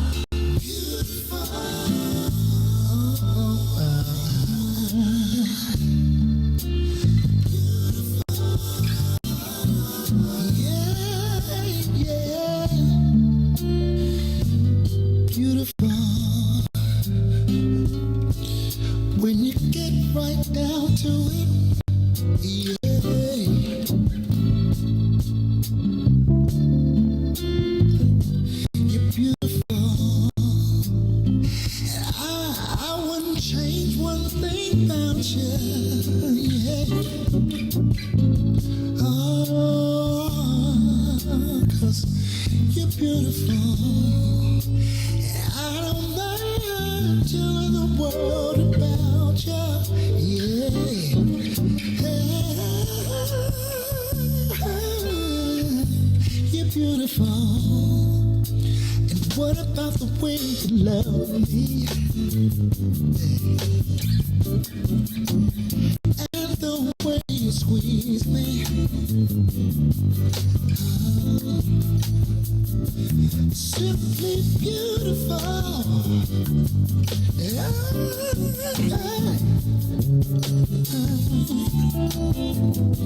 You're beautiful.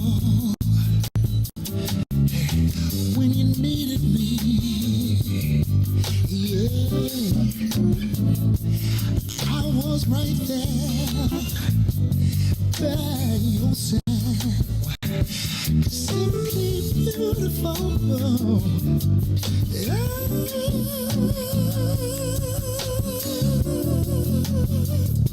you're beautiful. You are tuned in to the Maze Jackson Show. I'm your host, Maze Jackson. You know how we do every day, Monday through Friday, Listen to me, Riis. I was going back to the morning show every day, Monday through Friday, 3 p.m. to 6 p.m. You can catch us on Facebook, YouTube, Twitter, and Twitch. We are in election season. As you know, there's so many elections going on around Cook County. We are fully invested in watching all the races, and one of the races that I think everybody is starting to pay a lot of attention to is this race for Cook County Sheriff.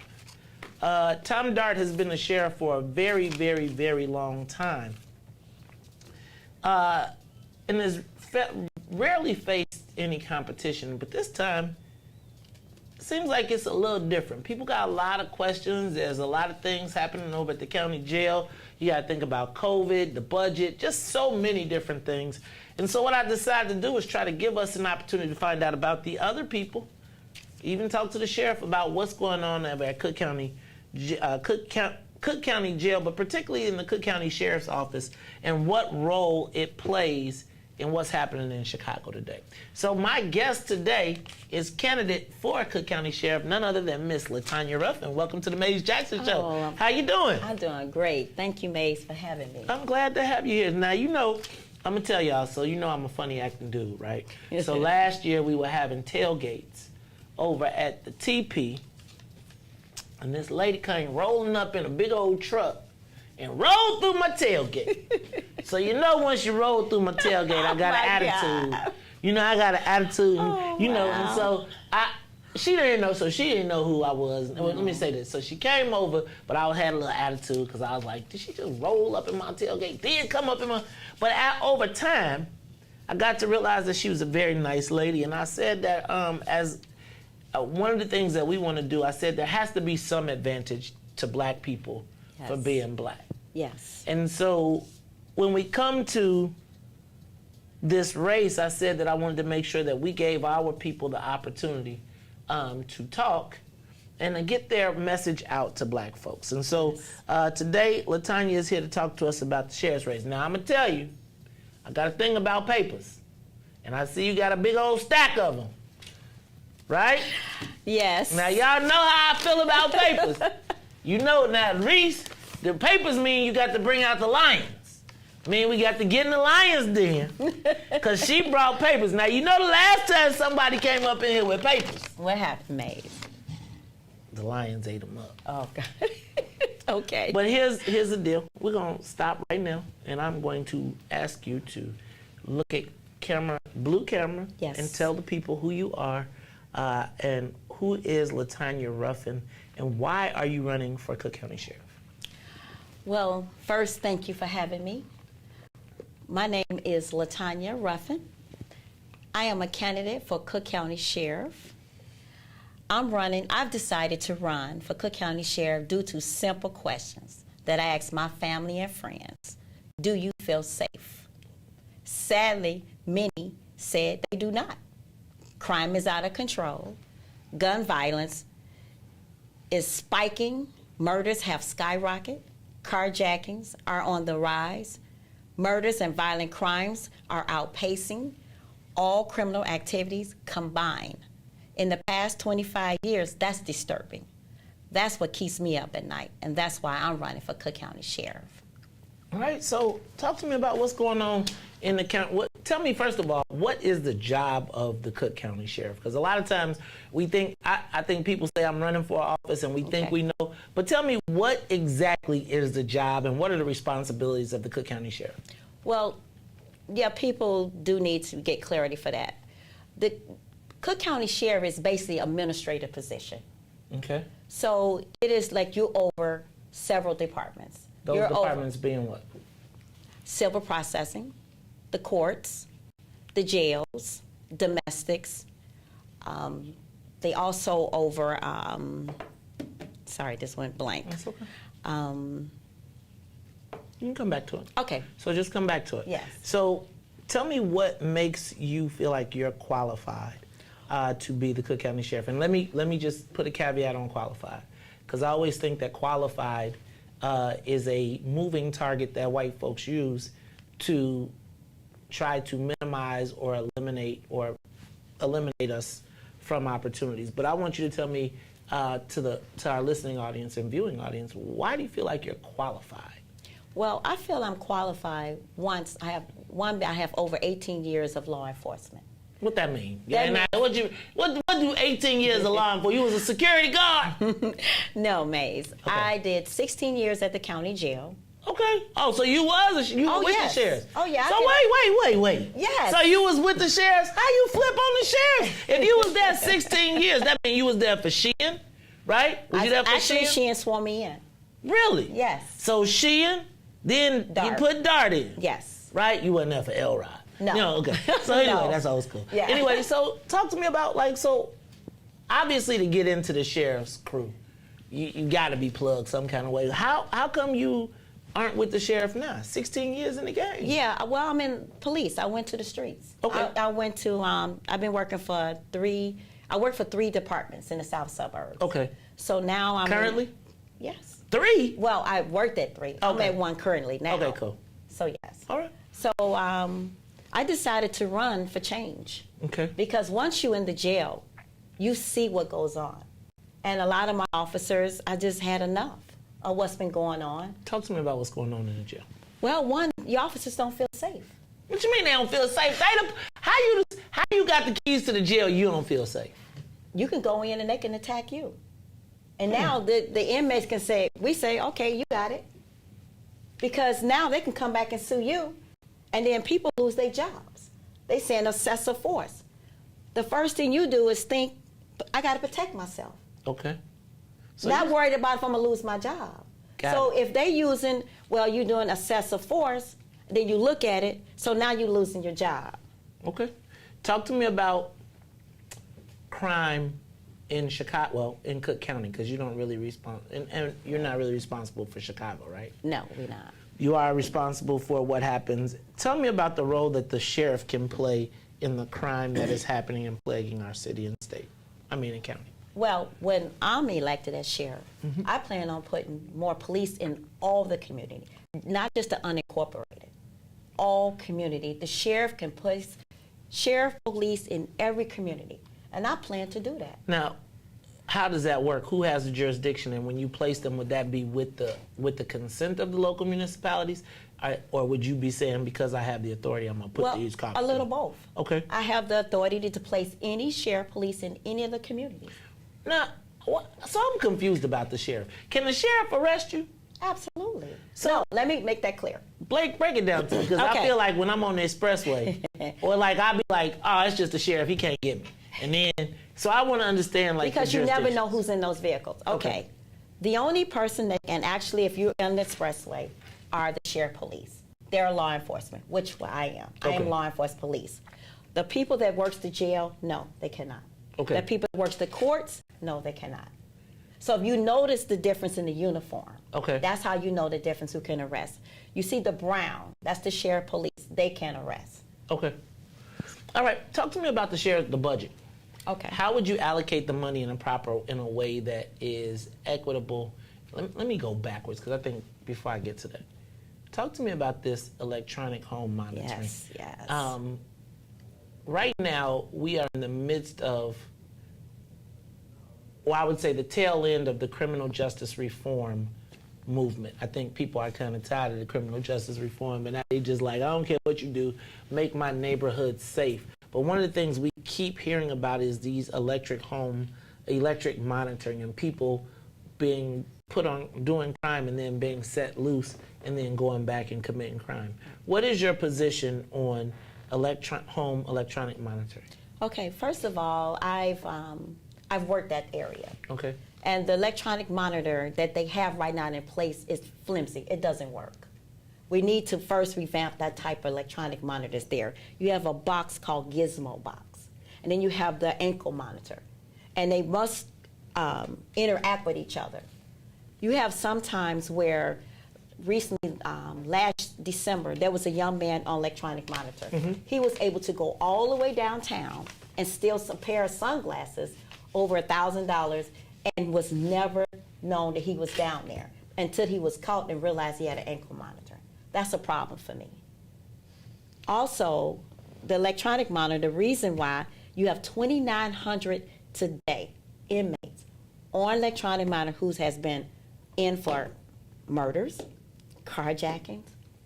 Under my watch, they will not be on electronic monitor. So how do we balance what we know about policing and how we've been over-policed as black people in comparison to trying to stop the crime?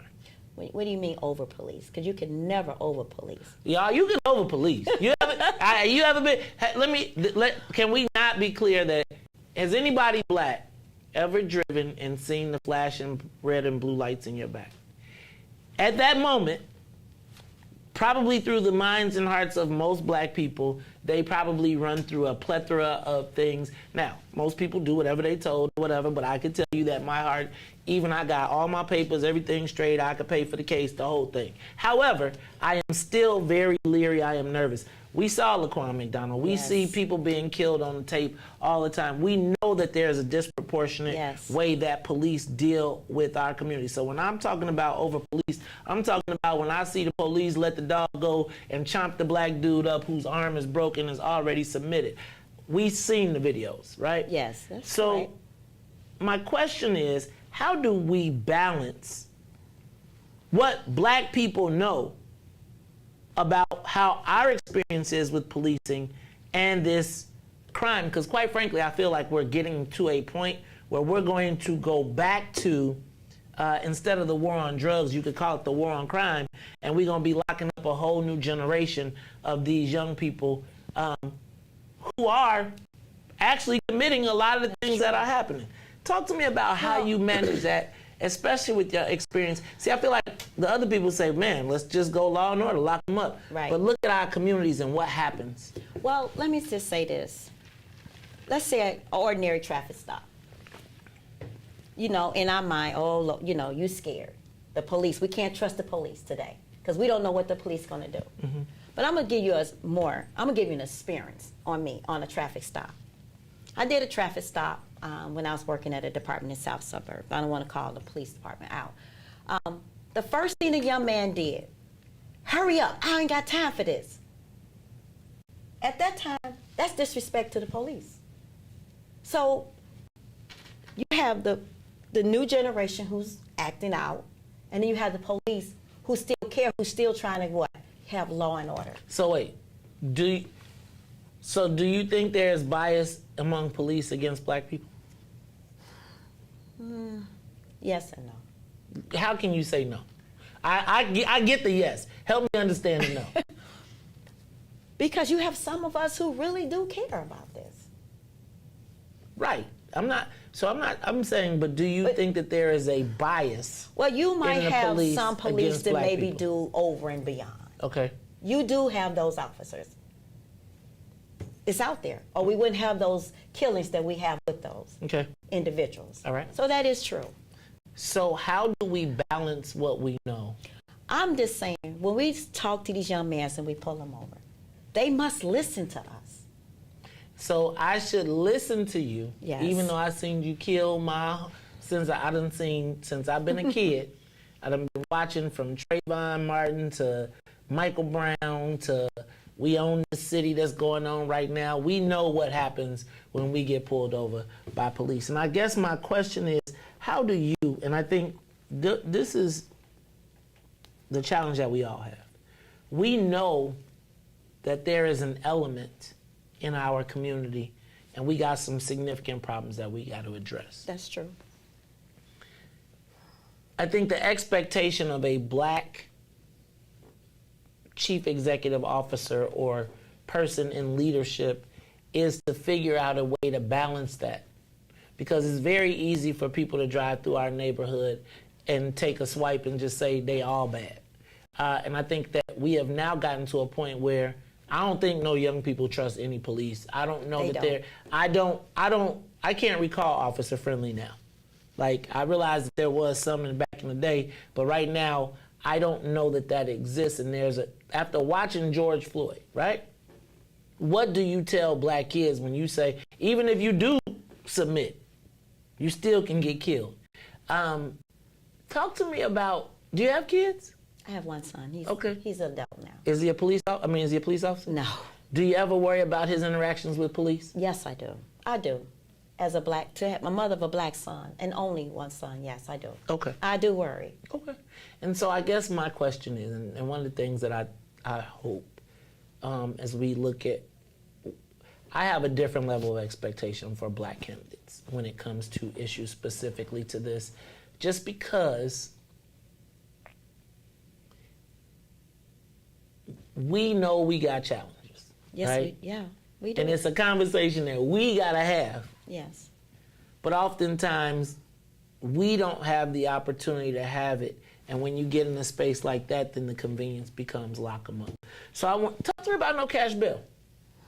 What do you think about it? Should there be no cash bill? Yes or no? I disagree. You disagree with no cash bill? Yes. So what crime should you stay in jail for? How long should you stay in jail for a $500 bond? Well, the jail is only set up that you're only supposed to be there no more than 365 days. Now, you know, you and me both know. Right. Reese, you ever heard of somebody getting lost in the county? I worked there 16 years, so I know. Okay, but so tell me, so we know that there's people that be like, please send me to jail because I'm tired of gladiating all the time with a whole new group of people every day. We can't settle into some normalcy. Talk to me about it, though. For them to sit for $500, it's tough. I work with them. How long? So if you say no cash bail, and who gets the no? No, I said there should be. Oh, you believe there should be? Yes. Everybody should pay bail.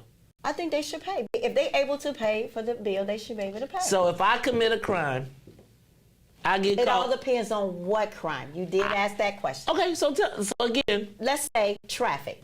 Okay. Suspended license. Yes. Should you go to jail for that? I mean, if they're suspended, you're jeopardizing someone's life in a car accident or something happened. But you should go to jail, and there should be no cash bond if you commit a murder or carjacking. There should not be no cash bond. Okay, so if you get caught for a carjacking or a murder, so I'm with that. If you get caught with a gun, UUW, if you get caught with carjacking, at what age though? At what age should the kids be locked up? Because look, honestly, we seeing all these kids carjacking at 12. 9 years old? You locking them up at 9? No. Oh, God. How are we ever going to escape if you put them away at 9? No, they just caught one at 9 years old. So what do we do about that? Like, what do you do with a 9-year-old or a 12-year-old carjacker? You ever heard of Scare Straight? I remember that.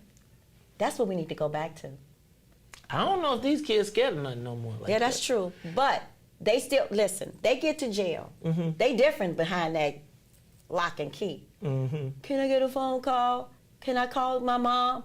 I need to talk to my mom. It's a difference when they get in that jail. They tough outside. Right. But when they get in that jail, they different. That's why I want to bring back boot camp, women's justice, where they came out, yes ma'am, no sir. We lost all those programs. Why did we lose them? It was taken away. Who took them away and why? The incumbent did. I don't want to give his name. Okay. Yes. He took all those programs away, and we need to bring those programs back. These young men have mental issues. Before we can give them a second chance program, we got to get up here. We got to give them something to do. We got to be more proactive before they commit those crimes. That's what we got to do. And you know what else is there? Home. We got to get into them homes. You need someone who... But can the sheriff get into the home? I plan on. How you gonna get in the home? You all these people out here carjacking, you got time to go to their house? Listen, if I do say one day at a time, I've done something.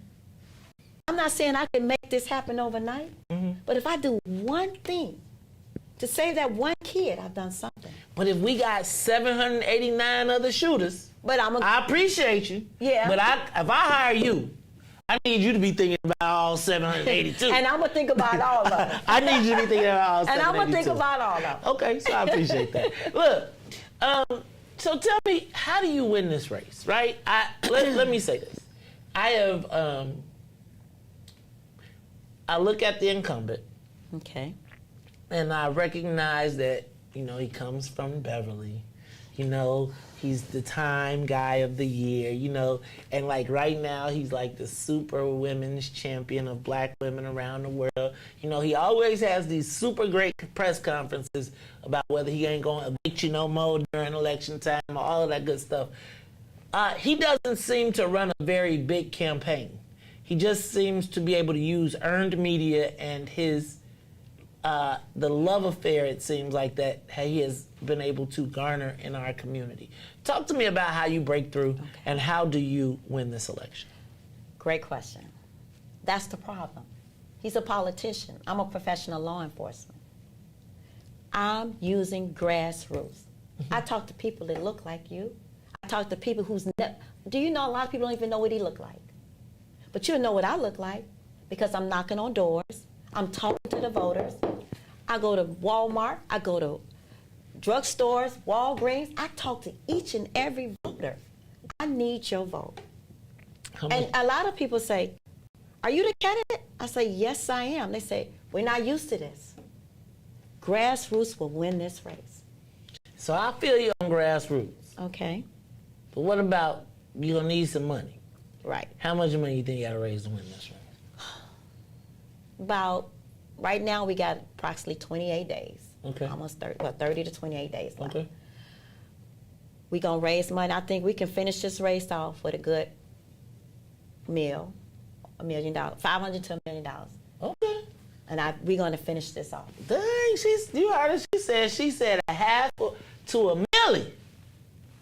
All right, Miss Ruffin. You are now looking into that camera number 2, and I want the blue. And I want you to tell the people why they should vote for you. For come about to watch, I'm about to turn the camera so we can get you a zoom in. Okay. So you can be zoomed in, so it'll be all you. Look at the camera, tell the people why they should elect you as the next sheriff of the Cook County.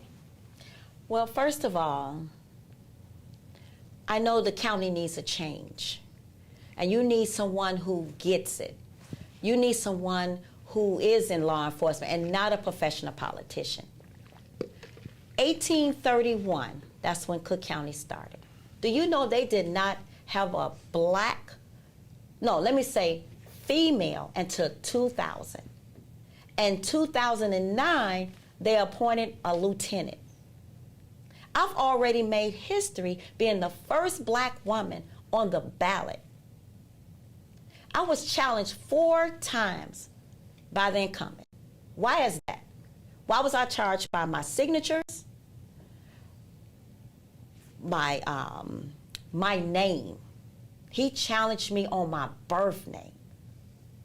I had to go to court and spend more money to stay on the ballot because I don't want to fail the people. The people tell me each and every day when I'm out there, thank you. Thank you for doing this. I am here for the people. I'm the people person, and a change is coming. I promise you. Do you feel safe? Because I don't. I will not let those murders, those carjackers out. You have 2,900 out there. That's not fair to you. You pay tax dollars, money. That's not fair to you. But as sheriff, I will ensure that you will be safe. If I have to stay up countless days and nights, I can go to work day one, and I'm ready to go to work for you. I am your candidate. I'm the people person. And I love to work for the people. It's not all about being in this seat. It's about going to work for you. I will be a voice for you. You will be able to talk to me, or whoever my staff that I have around me. I promise you that. With my experience of being on the streets, being in the jails, being on a special court team, I've seen it all. You need somebody who has that experience. I have that experience for you, and I'm ready to go to work. So elect me, and I will show you that I am your sheriff. Not just your ordinary person. I am your sheriff to elect and to be, so you can feel safe. Tell them your name and punch number. Always close with your name and punch number and ask them for your vote. Yes.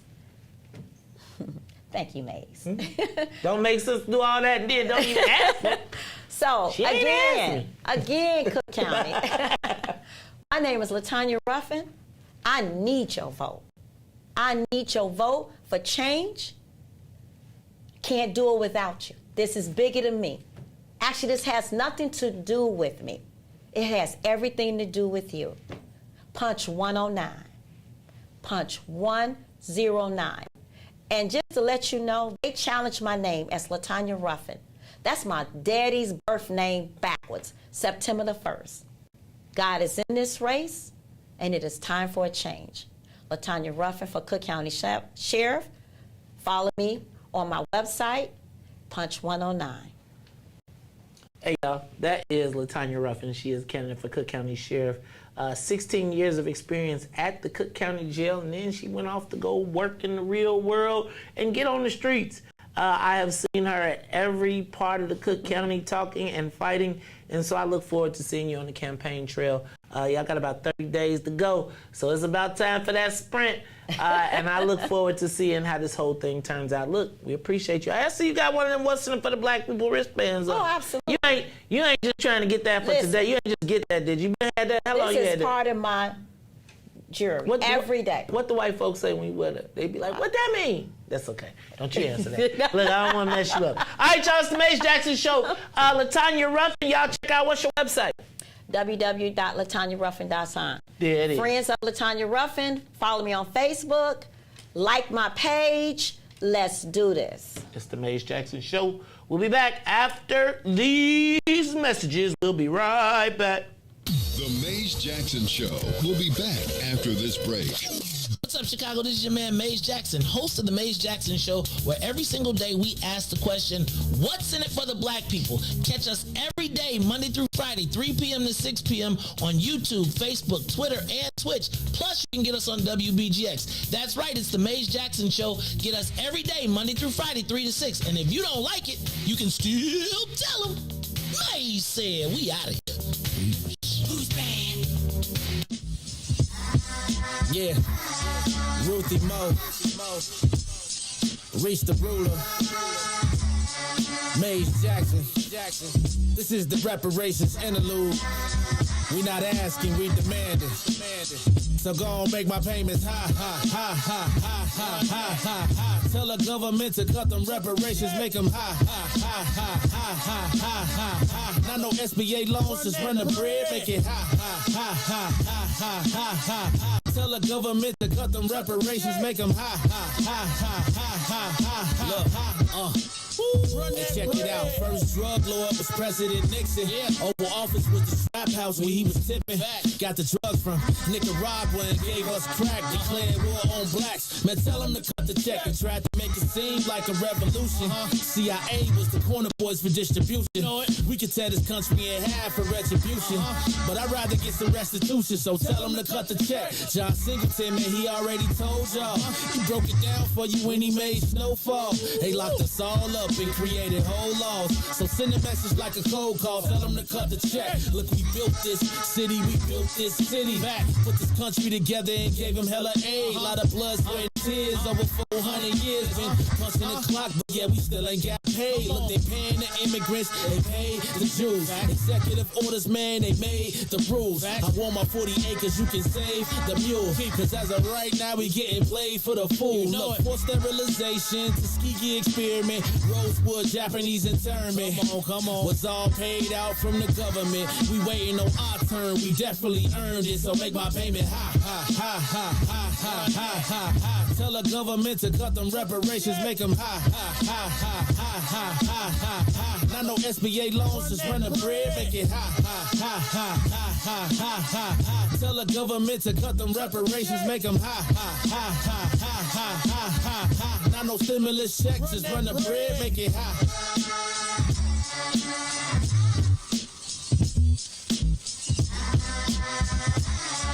Yeah, Ruthie Mo,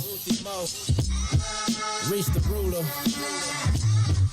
Mays Jackson. This is the reparations interlude.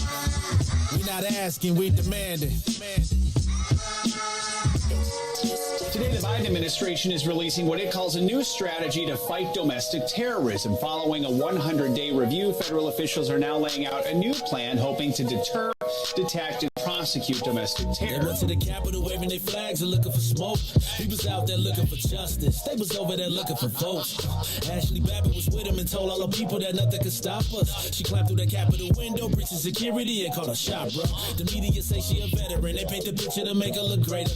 But she disrespected the same country that she served. That makes her a traitor. They was fighting police, resisting arrest. On God, I couldn't believe it. I guess blue lives only tend to really matter when it's convenient. Hey, these are the times we witness in history. All because they didn't get a victory. United States is so contradictory. We get equal rights, that's a mystery.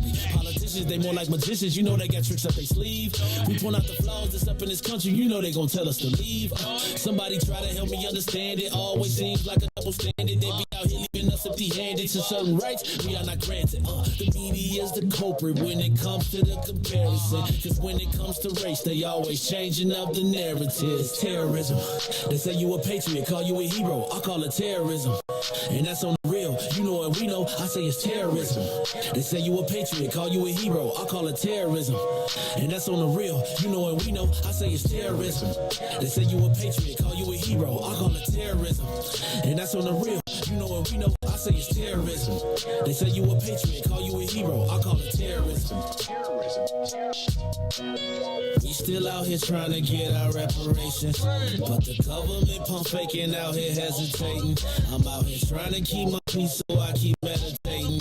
The media make us look bad, they taint our reputation. Look, it's so sad that COVID causing toe tags. You claim you so patriotic, but you ain't wearing no mask. You out here wildin' with your MAGA flags and showing your ass. You wanna be part of some type of revolution so bad. Look, you talk revolution and constitutional rights, homie. I guess we forgot about back in the days when all of the business was whites only. Yeah, George Floyd got justice. Juneteenth got much respect. They made it a national holiday. Man, it's all good, but cut the check. They giving out all of these vaccines, putting it in you like caffeine. Was it all in the part of the plan? I bet money like DraftKings. It's land of the free, home of the brave. 1776, we wasn't free till 1865, so we wasn't part of that shit. And that there's terrorism. Terrorism. Terrorism. Terrorism. Terrorism. Terrorism. Terrorism. Back to the Mays Jackson Show. You are listening to the most dangerous show. This is What's in It for the Black People Radio. Mays Jackson. Mays Jackson, the most vociferous advocate for black people in the world. For Ruthie Moore, for Ty Stroger, I am the host of the Mays Jackson Show, asking every single day, what's in it for the black people? And if you don't like it, you can still tell them Mays said, Mayor Lightfoot, man, we ain't accepting that. We ain't accepting that. Let's go. Yeah. Let's get down to business and go ahead and address the facts. Man, Lightfoot seems more lesbian than black. Rahm Emanuel's another case. He was just as tired. 50 closed schools left much to be desired. Police had Anjanette naked on that body cam. They suppressed the footage so it couldn't touch a lot of hands. Reminds me of that 16 shots in that cover-up. Both of them similar, so I went and dug it up. George Floyd killed, a lot of riots happened in the town. Southside burned and they wouldn't let them bridges down. Grandmother sick, need a prescription and plus a couple groceries. You gon' have to travel just to get it now. COVID-19 out here shutting all the business down. Not enough SBA loans to even give around. So many failed businesses that you can put them in the pound. If you don't survive the pandemic, it's gon' sit you down. We sing, dance, play ball, entertain, and crack jokes. Government infested black neighborhoods with crack smoke. System that milked us so bad, we got lactose. Still trying to find out what's in it for us black folks. We sing, dance, play ball, entertain, and crack jokes. Government infested black neighborhoods with crack smoke. System that milked us so bad, we got lactose. Still trying to find out what's in it for us black folks. Shout out to Willie Wilson, hope one day you get to send it. We need some different players in the game to handle business. Too many shady characters like Madigan and Blago. But when you really break it down, it's typical Chicago. City full of gangsters, it's what the land was built on. Same streets with hood legends, DNA get spilled on. Carjackers out here lurking, trying to get they still on. Looking for a block to put them Hellcat wheels on. Let this give bogus appraisals a red line. Car crackers out here getting minimal fair time. And I'm concealed carry, I stay with the pipe. But Illinois gun laws giving minimal rights. Stay up on the swivel, make sure I'm moving tight. Check all of my mirrors when I pull up to the light. Pick my homie up from out of town, man, he caught a flight. He was hella nervous, told him, shorty, this is a way of life. We sing, dance, play ball, entertain, and crack jokes. Government infested black neighborhoods with crack smoke. System that milked us so bad, we got lactose. Still trying to find out what's in it for us black folks. We sing, dance, play ball, entertain, and crack jokes. Government infested black neighborhoods with crack smoke. System that milked us so bad, we got lactose. Still trying to find out what's in it for us black folks.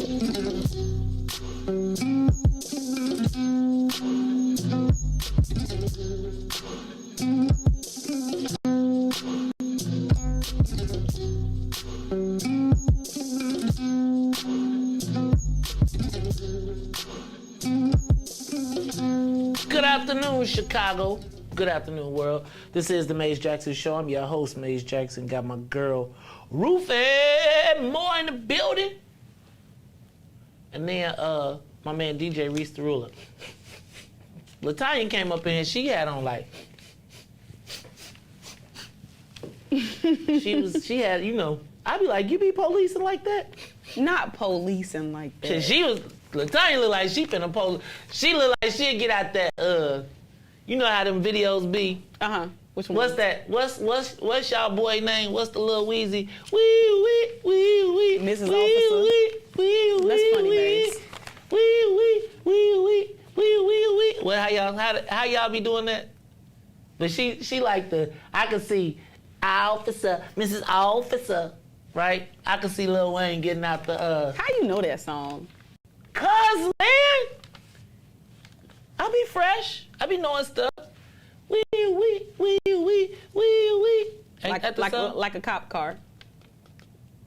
So you don't when know I the song. get up on the floor. That's not and what it man No, up that is on not the what yo. it say.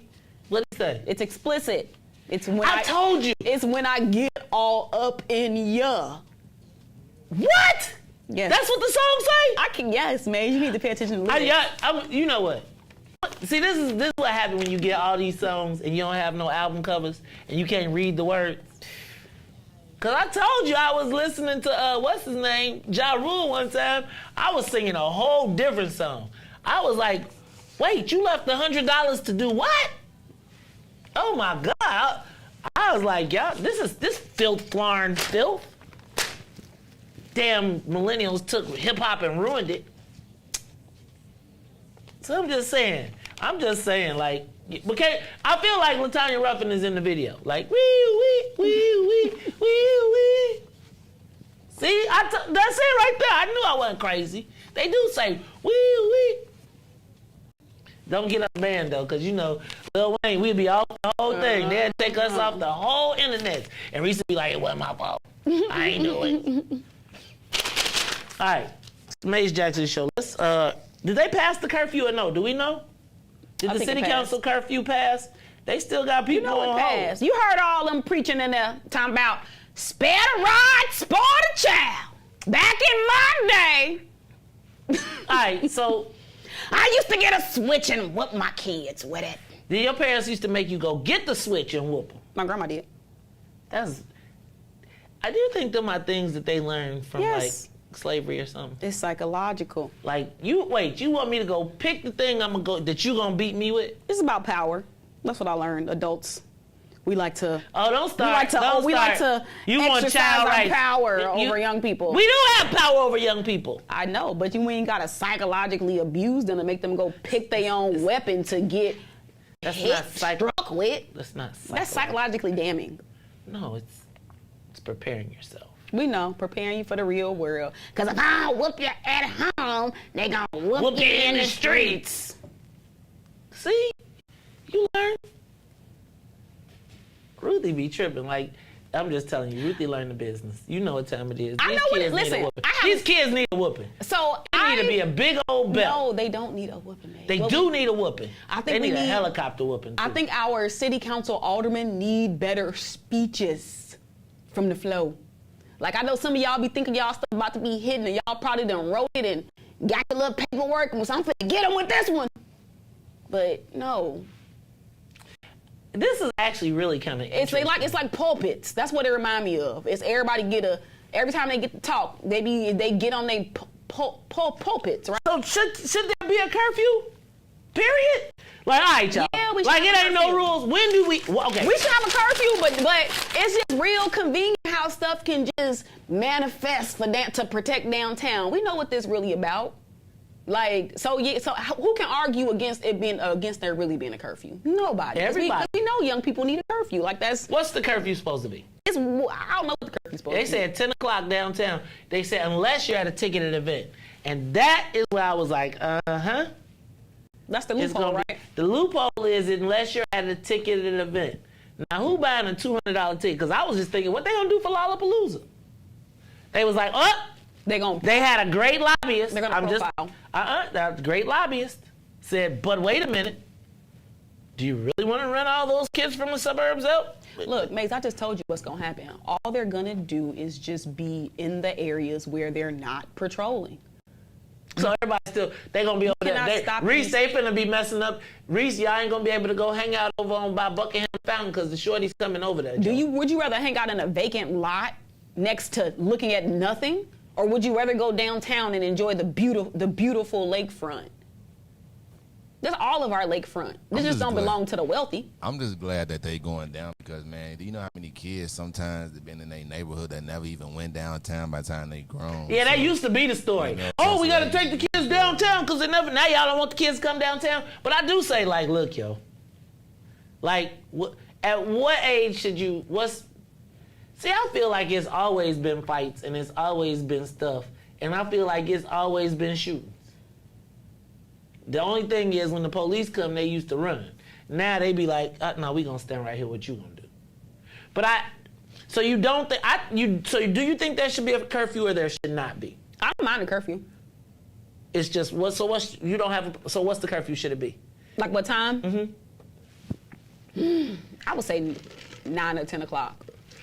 For what? Right, because Alderman Austin said, was it Alderman Austin? That was Alderman Irvin. Alderman Irvin said if you outside he said his grandma said. He ain't say his grandma said. He said his grandma said if you out past 10, the only thing open is legs and liquor stores. I was like, that didn't seem like a bad option. I mean, hold on. So wait a minute.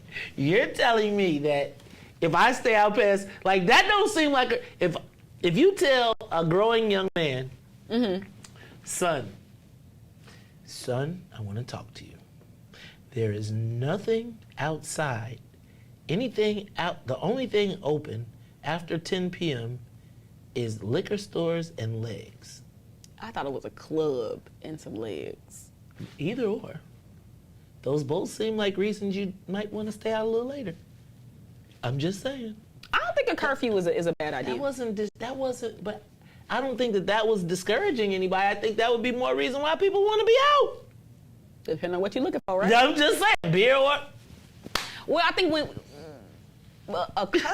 a curfew for young people is necessary, because if their parents ain't gonna give them a curfew, then okay, now government got to step in and give them a curfew. But really, what we really should be thinking about, I would need to look more at the plan, but I do believe that intervention services are likely necessary if you do have an unaccompanied minor outside at X, Y, and Z times of the night.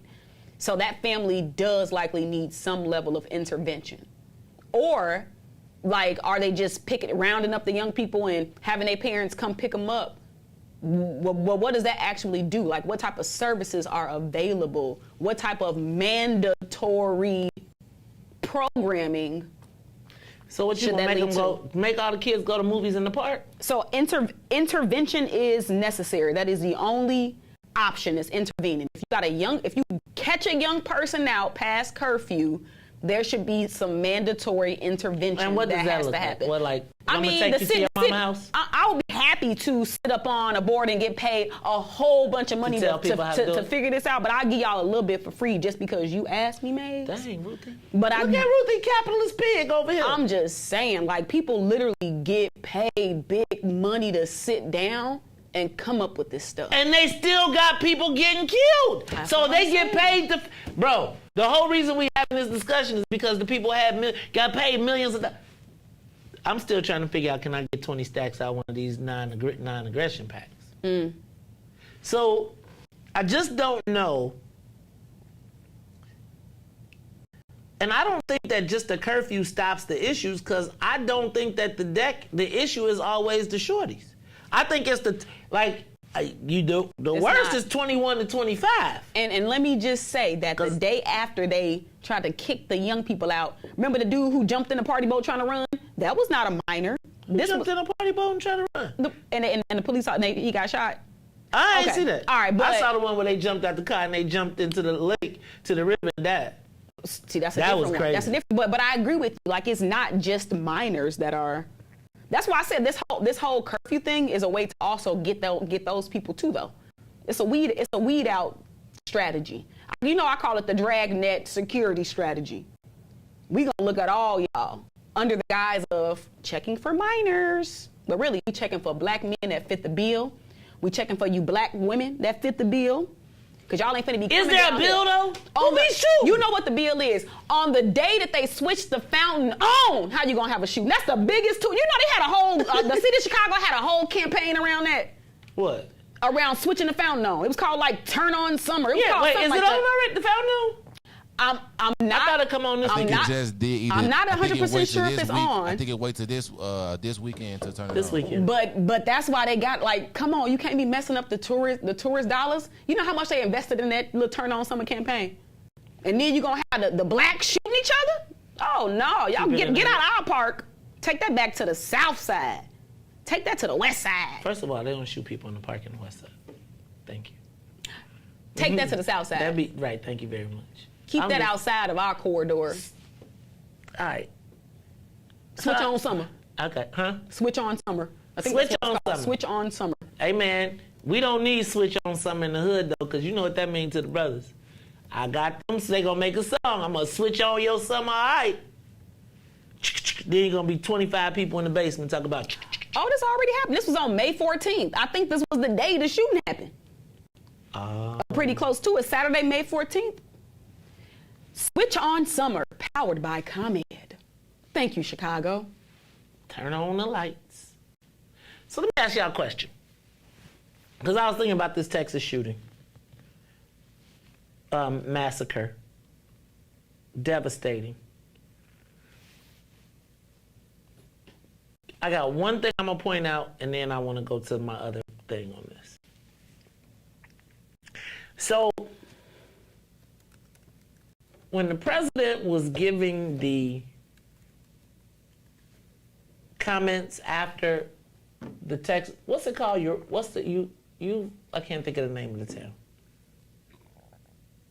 But when the president was giving his remarks and they closed and they said he's ordered the flags to be flown at half staff, he ordered the flags to be lowered to be half staff. I was like, wait, they ain't already down? Like, so literally a week prior, and I'm gonna let it be, 10 black people were murdered specifically because they were black. Not in Kansas, not in Alabama, not in Mississippi, in New York, upstate New York.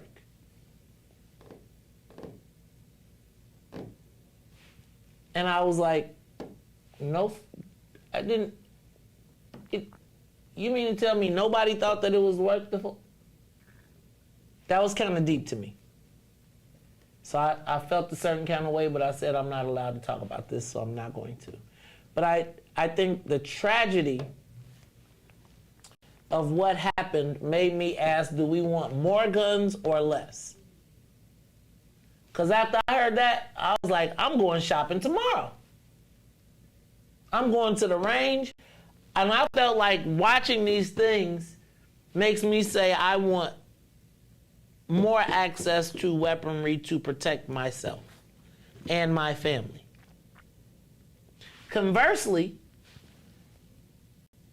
there is also a counter movement that says this is why we have to have background checks.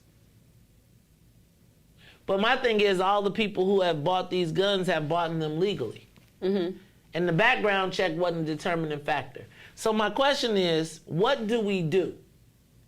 And then, because you know I was about to go off on my soapbox about we have to be very careful about crazy white loners. What you call them? E-boys? E-boys? What you call them? Emo kids. But I don't think that's the proper name now. I think it's been evolved. I thought they was the kids that had the don't have no girlfriends and... Oh, incels. Yeah. Now, okay, yeah. Now that's a whole different... So I feel like... conversation right there because... So I thought they was the incels. So, okay, so you know how, Maze, you talk about how, like, when black boys be younger, that only the bad boys get the girls? Uh-huh. I think it's that's the, like, when we think about, like, the uncool white boys and how they don't get women. So what's their, like, extreme way to perform masculinity, like, to let out their frustration? And the mass shooters, they definitely be talking about that in the manifestos. Like, so I think that's a very interesting thing, but I think that's also tied to white men trying to take away abortion rights too.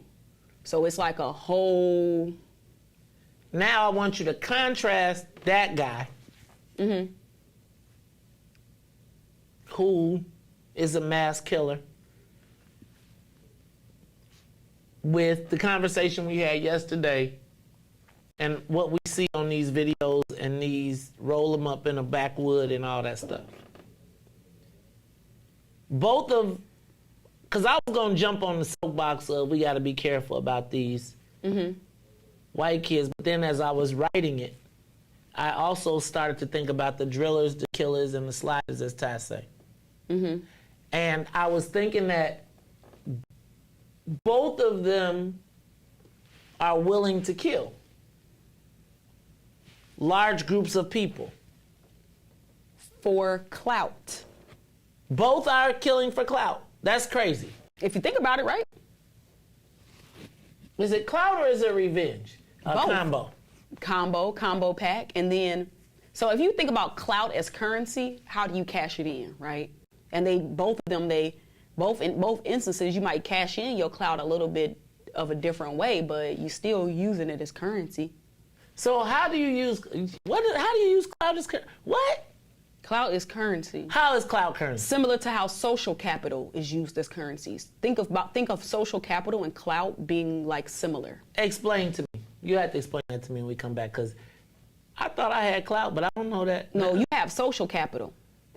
Well, I got clout. When I walk in the room, people be like, there you go. They be like, and then I be quiet. I be talking again. Look, y'all, it's the Maze Jackson. I can't believe you said I don't got no clout. No, I said you have social capital. That's why I be in the paper for, because I got clout. You ain't say I got clout. Boy, I got the most clout around this. Clout. Talking about some clout. Talking about I ain't no clout. Talking about you got. How mine social capital and yours clout? I don't want to hear it. Yeah, you got social capital. No, I got clout, damn it. I'm the OG around this. Don't y'all forget that. All right, y'all, it's the Mace Jackson Show. We're going to learn the difference between clout and capital and social capital. But I also want to understand, is there any, open up the phone lines too, Riis. Give us a call, 872-259-7474. Is there any comparison between the drillers, killers, and sliders that terrorize our neighborhoods and the mass shooters that we see? Who I think is the emos? What they is? The insults. It's an insult to me. We'll be back after these messages. The Mace Jackson Show. We'll be back after this break. It's official West Suburbs and Chicagoland area. The Naperville Soul Fest is back, featuring a live performance by Avery Sunshine and Carl Thomas on Friday, June 3rd, and Kindred the Family Soul, Selena Johnson, and Riis.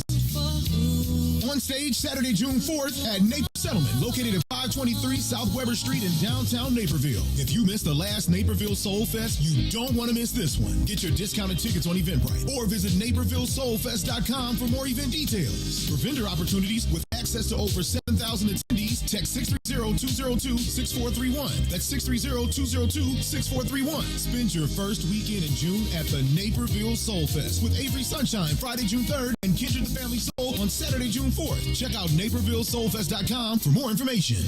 Mace Jackson.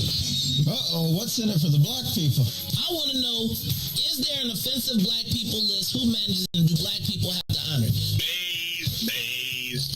You're Uncle Tom. That's why you're an offensive. And the reason why you're Uncle Tom is the real story of Uncle Tom. How he worked for his freedom, and then the slave master reneged on him and wouldn't let him get his freedom. So you know what he did? He left. You're messing with the church's money. You were smart enough to work your way off, so you offended the white folks, and then you offended the black folks because your ass left, and because they wouldn't. And who manages the left is both black folks and white folks, because if you see in that situation, the black folks is just as bad as the white slave owner that Uncle Tom left. What happens if you say that and someone gets offended? You ran off the plantation, brother. That's why you're offensive. That's all I got, bro. Keep being offensive. Thank you. Mace Jackson. And now, traffic and weather. I love being black. Do you love being black? Yeah, I love being black. Hey. I do this for my people all across the globe. Hey, it's break. Good afternoon. What's in it for the Black People Media family? The time is now 5:36 p.m. and I'm Riis the Ruler with your Chicagoland area sports and traffic update. As we head over to sports, the Chicago Cubs will beat the Reds 11-4. The White Sox lose 16-3 against the Red Sox. And the WNBA champions, the Chicago Sky, celebrate ring night with a 95-90 win over the Fever. As we head over to the Kennedy, O'Hare to the Loop will be 81 minutes. Outbound to O'Hare will be 1 hour. On the Edens, inbound from Deerfield to the Exchange will be 56 minutes. Exchange to Deerfield will be 47. On the Eisenhower, Thorndale to the Loop will be 63 minutes. Outbound will be 1 hour and 10. On the Stevenson from I-355 to the Dan Ryan will be 54 minutes. Outbound will be 62, while the Bishop Ford is 64 minutes from I-80 to the Dan Ryan and 48 minutes to I-80. The Dan Ryan is 21 minutes to the Loop, 22 minutes to 95th. On DuSable Lakeshore Drive South from 55th to Jackson will be 8 minutes. Jackson to 55th will be 11. On the north side, Randolph to Bryn Mawr 17, Bryn Mawr 2, Randolph 13. I'm Riis the Ruler. Back to the Mace Jackson Show. I'm painting this picture, I hope you see it. Just what the theme is. I love being black. We turning up. I love being black. Say it loud.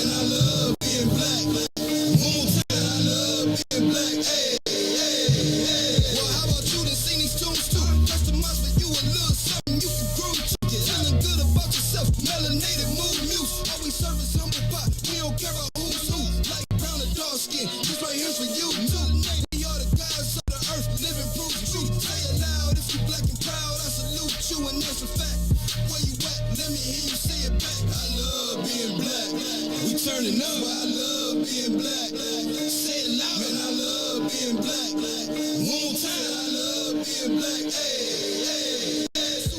You are tuned in to the Maze Jackson Show. That's them right there, Riis. She got mine on right now. These mine. Them the These mine. Them the 550. Oh, she got them. And she said you did it. Look, Riis gonna be like, you do it. It wasn't me. It was you. I deboed him. Huh? I deboed him. You deboed him. You good, Ruthie? Blame it on me. You good. You good. Look, you can't look. You blame it. No, you ain't. What you think? Like Ruthie got a pass? Look, you be like, just tell Ruthie. They always be like, Ruthie spoiled. I be like, that's not true. It is true, Ruthie. That's not true. That is true. Yes, it is. Yeah, it is. No, I think the difference is. So this is my theory, right? Go ahead.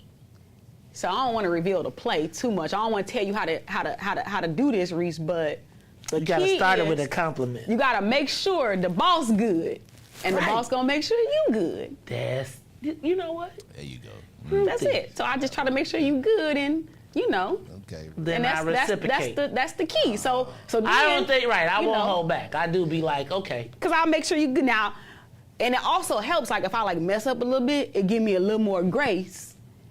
It do be. She do like when she come bouncing in. Like I be like, I wasn't even expecting you to be here, and she like, I got you. And then she come in with the white Henny. You know what I'm saying? I got you. I see. Gotta make sure the boss good. Then Well, you you know, I be can't good. go on vacation. You know, I can't. So I'm right here, so I can't bring back white Henny, man. I'm See, sorry here he about go. that. Here he Sorry, go. Everybody sorry, get sorry, the right. violin. Yes, you know. I'm just here every day, Ruthie. Every day. Every day I got to prove my love. It's okay. Trying to teach you. We ran him up out of here, Joe. I think it got a little hot in this mud. Nah, it was good though. I think it was No, I'm a not good talking interview. about them. I'm talking about them. Oh. They be like, what you thought? You at our house. You don't like it. You can still tell them. Maze said. Mugs be acting like somebody supposed to be. I be looking like, were you about to imply that I was loud? Please don't say that. In my own house? Yeah, I'd be like, okay. Concrete. Looking around like, dang. Luxuries of home. Look, it's the Maze Jackson Show. I'm your host, Maze Jackson. Ruthie Moore, Riis G in the building. So, Ruthie, what is the difference between the Insel Massacre shooters and our homegrown drillers, killers, and sliders? What is going on in that generation? Because I promise you I was going to say, like, you know, Chris Rock, when the Columbine came out, Chris Rock told a joke. He said, now when, he said, you know, like when white people get on the elevator, when young white boys get on the elevator, I jump the fuck off. Now I'd be like, I don't know who to jump off of. You ain't like 60, I'd be like, should I stay here? What, Ruthie, is the determining for feet, excuse me. Technology. Technology is what makes the kids killers? Like, what's the difference between the white boy, Dylan Roof, or the white guy who shot up Buffalo and the EBKs? And quite frankly, is the EBK more dangerous to us than the... Could you imagine if just 3 young black men wrote manifestos, went to Mount Greenwood and started killing white people? Can you imagine the congressional hearings that would happen? Can you imagine the amount of money that would be pumped into these research institutions to try to figure out what's making these black boys commit such atrocities? Can I ask you, do you think they would let the flags down, though? Not only would they let the flags down, they would be doing neighborhood patrols to make sure not another black person come in there to harm them and their people. Just, if it would, I mean, Could you imagine? Now, Maze, I actually low-key feel like these young black boys, these rap songs is manifestos. They telling you exactly what they doing, why they doing it. Damn, Ruthie, you got one. Uh-oh. I be on the show some days, I be like, we be hitting. You know, like when you get one, and you be like, ooh, that's a good one. Mm-hmm. Ooh, Ruthie, you could make some money. you could sell that. Oh, I thought you was talking about from the naked webcams. You was gonna make naked webcams, Ruthie. That's what it's saying in the thing. I'm looking at the comments. Whoa. Listen, Ruthie, I would James, never turn the TV on right now. Look, James like, I knew it.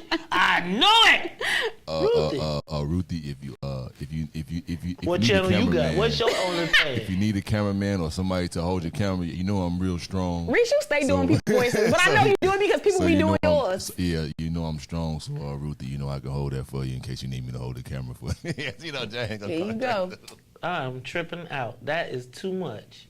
Ruthie said, you got an OnlyFans page? No, I ain't. I was like, she was like, what? I can make some money. Ruthie, not that. OnlyFans? I have to be down bad. And before I get down that bad, I'll probably just go rob. Dang, I've never seen OnlyFans yet. Good, don't. Why you look like that, Riis? I haven't. Don't do it, Mace. Keep your search history good. Like, is it a page? It's a collection of pages. Okay. Something for everybody, really. Something for everybody? Direct to consumer. That's actually the I don't want to. So can that's I the thing that Mace makes Jackson it. show on OnlyFans? Yes, remember we talked about that? You just got to take your shirt off. Oh, I can't do that. Just put on a wife beater. Oh. That's all you got to do. And how much can you make? How much you charging for your subscription? You would probably get $9.99 per month per person, Maze. Really? You worth $10. Oh, well, I don't know. Well, we'll talk about that later. All right, y'all, it's the Mace Jackson Show. Give us a call, 872-259-7474. What is the difference between the massacre, the guy who goes and commits the massacre, and the guy who goes and shoots up the block? Give us a call, 872-259-7474. Riis, you got somebody on the line to call you on the Mace Jackson Show. Give us a call. What's up? Man, what's happening? It's Nash, bro. What? Nash, I thought you were supposed to be up here, dog. You be tripping, man. That's all right. I'm not looking for you no more. And I thought you were supposed to be bringing me a box, too. But it's all good. It's all good. I got you on the box. You said we was going to schedule a date, bro. I ain't know you had a date yet. Oh, you do. You can come up tomorrow if you want to. Or y'all going out of town, ain't y'all? Come on. Yeah, we going out of town, so I'll get out with you next week. Okay, cool. Yeah, we get out with you next week. But yeah, I'll come meet up with you tonight, man. Drop your box off, man. My man. Situated. Okay. Yeah. As far as these shooters, man, the only difference is the intent. No, not the intent, but the only difference is the victim. The Dylan Roofs and these new cats, they just want to wake up and randomly go shoot a group of people. EBK, and ABK, and Jaro City, they going to shoot up the block with people they got beef with. But the intent the same behind it all. It all is the same.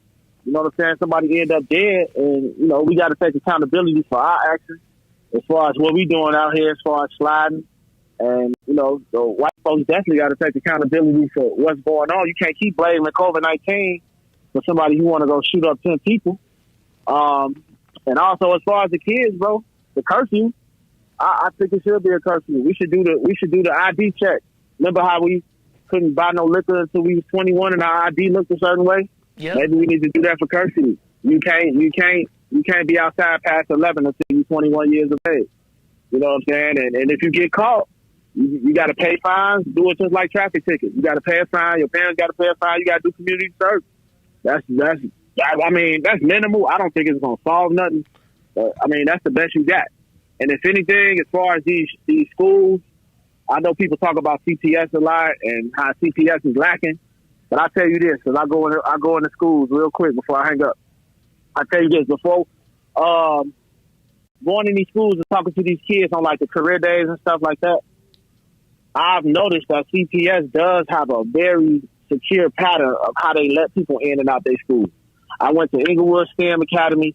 I also went to a couple other different schools, and you cannot get in that school unless you are buzzed in. You are greeted at the door by 2 or 3 people. They walk you to the front desk. You got to sign in, and security is right there. Maybe all the rest of these schools across the nation need to implement that method. Because, like I said, people rag on CPS. We ain't got the best funding, whatever. But as far as that school being locked down, the 3 schools I went to, I ain't going to say all of them like that. But the 3 schools I went to, it was tight-knit. So maybe that needs to be implemented, and maybe it needs to go across the board in these southerners and these slower states to pick up on it. I'm Ghost.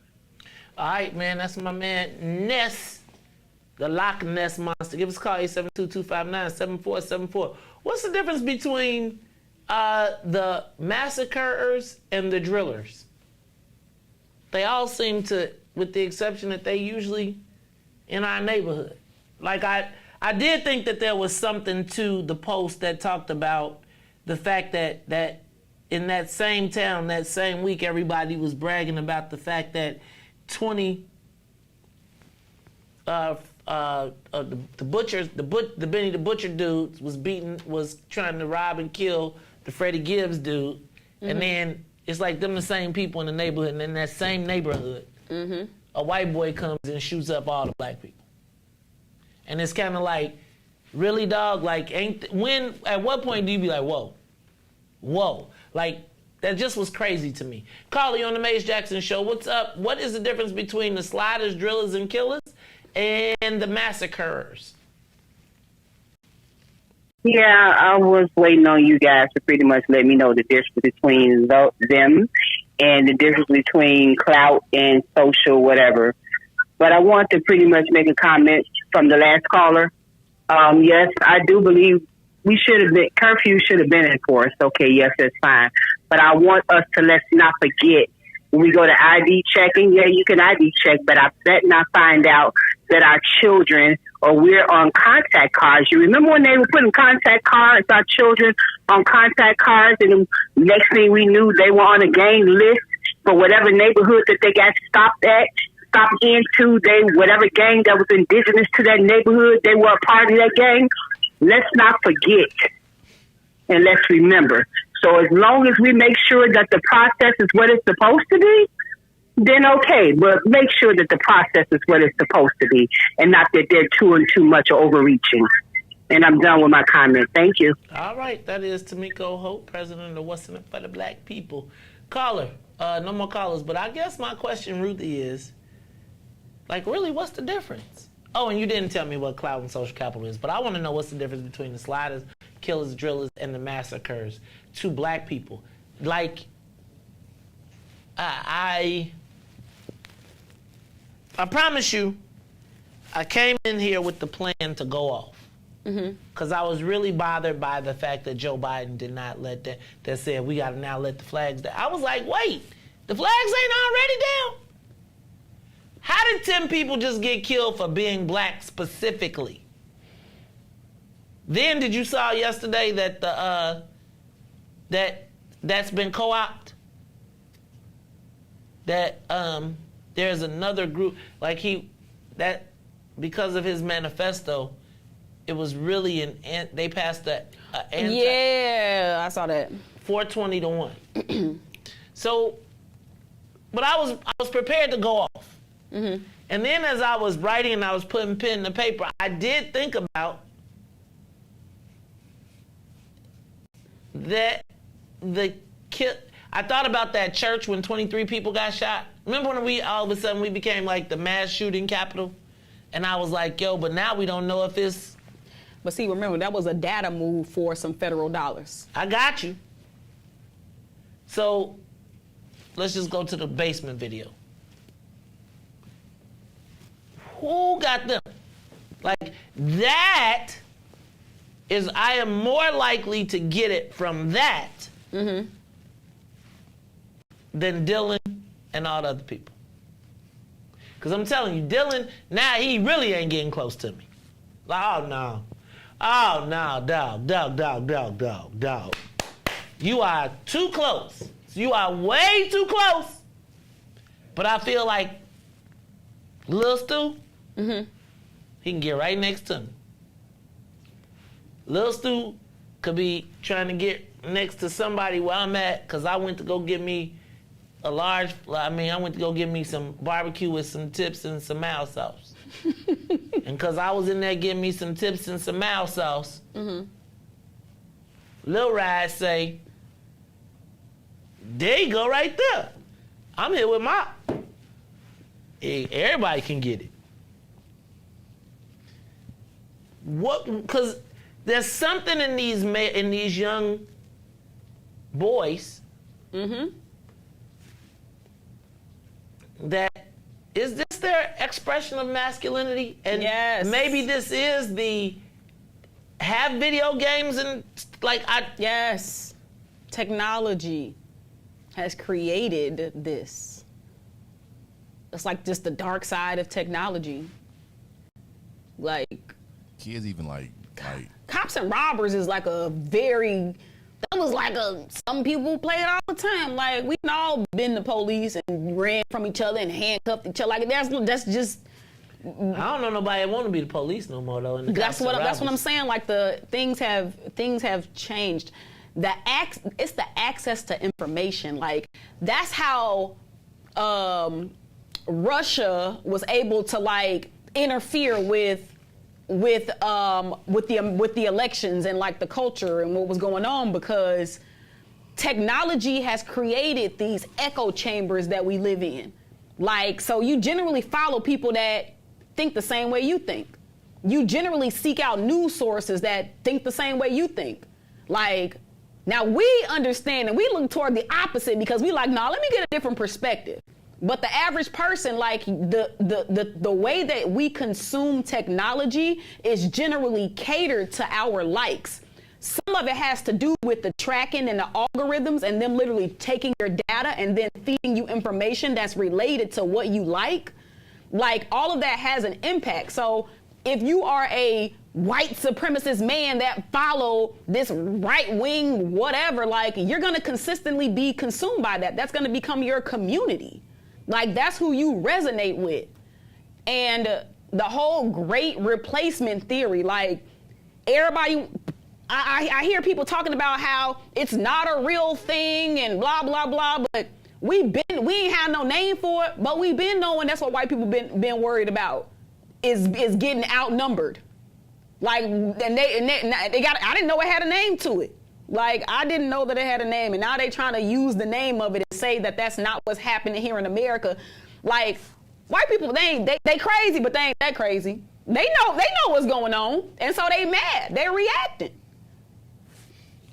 I think y'all time up. You talking white people or black people? Black people. They through with y'all compassion. Y'all got y'all George Floyd moment. They like. They through with the compassion, but that's because they haven't seen the wrath. Is the wrath gonna come?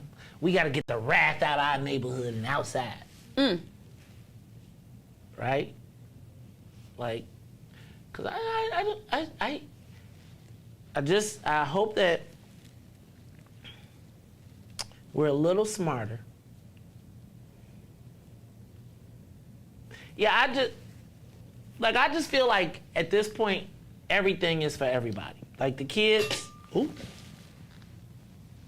What you mean everything is for everybody? Like there is no wall for the kids anymore. There is not, and part of it is really technology. Like, I like violent video games. I believe you. I do.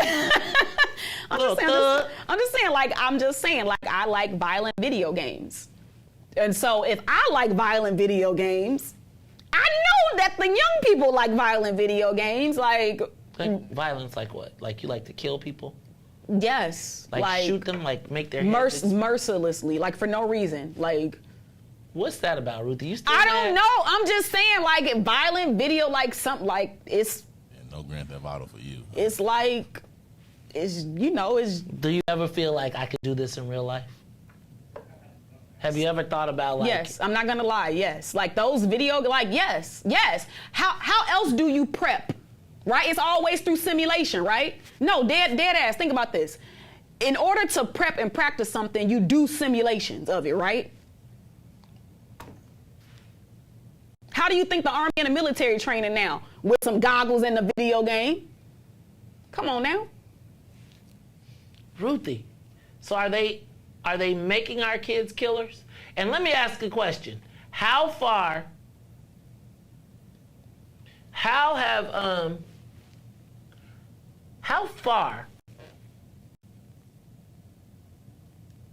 yeah, I want to know how far you would go. How far would we go to bring our kids back? Do you think you could take the games off the shelves? I don't think that you can take a multi-billion-dollar industry off the shelves. Somebody introduced legislation for that here, and I'm not sure who that was.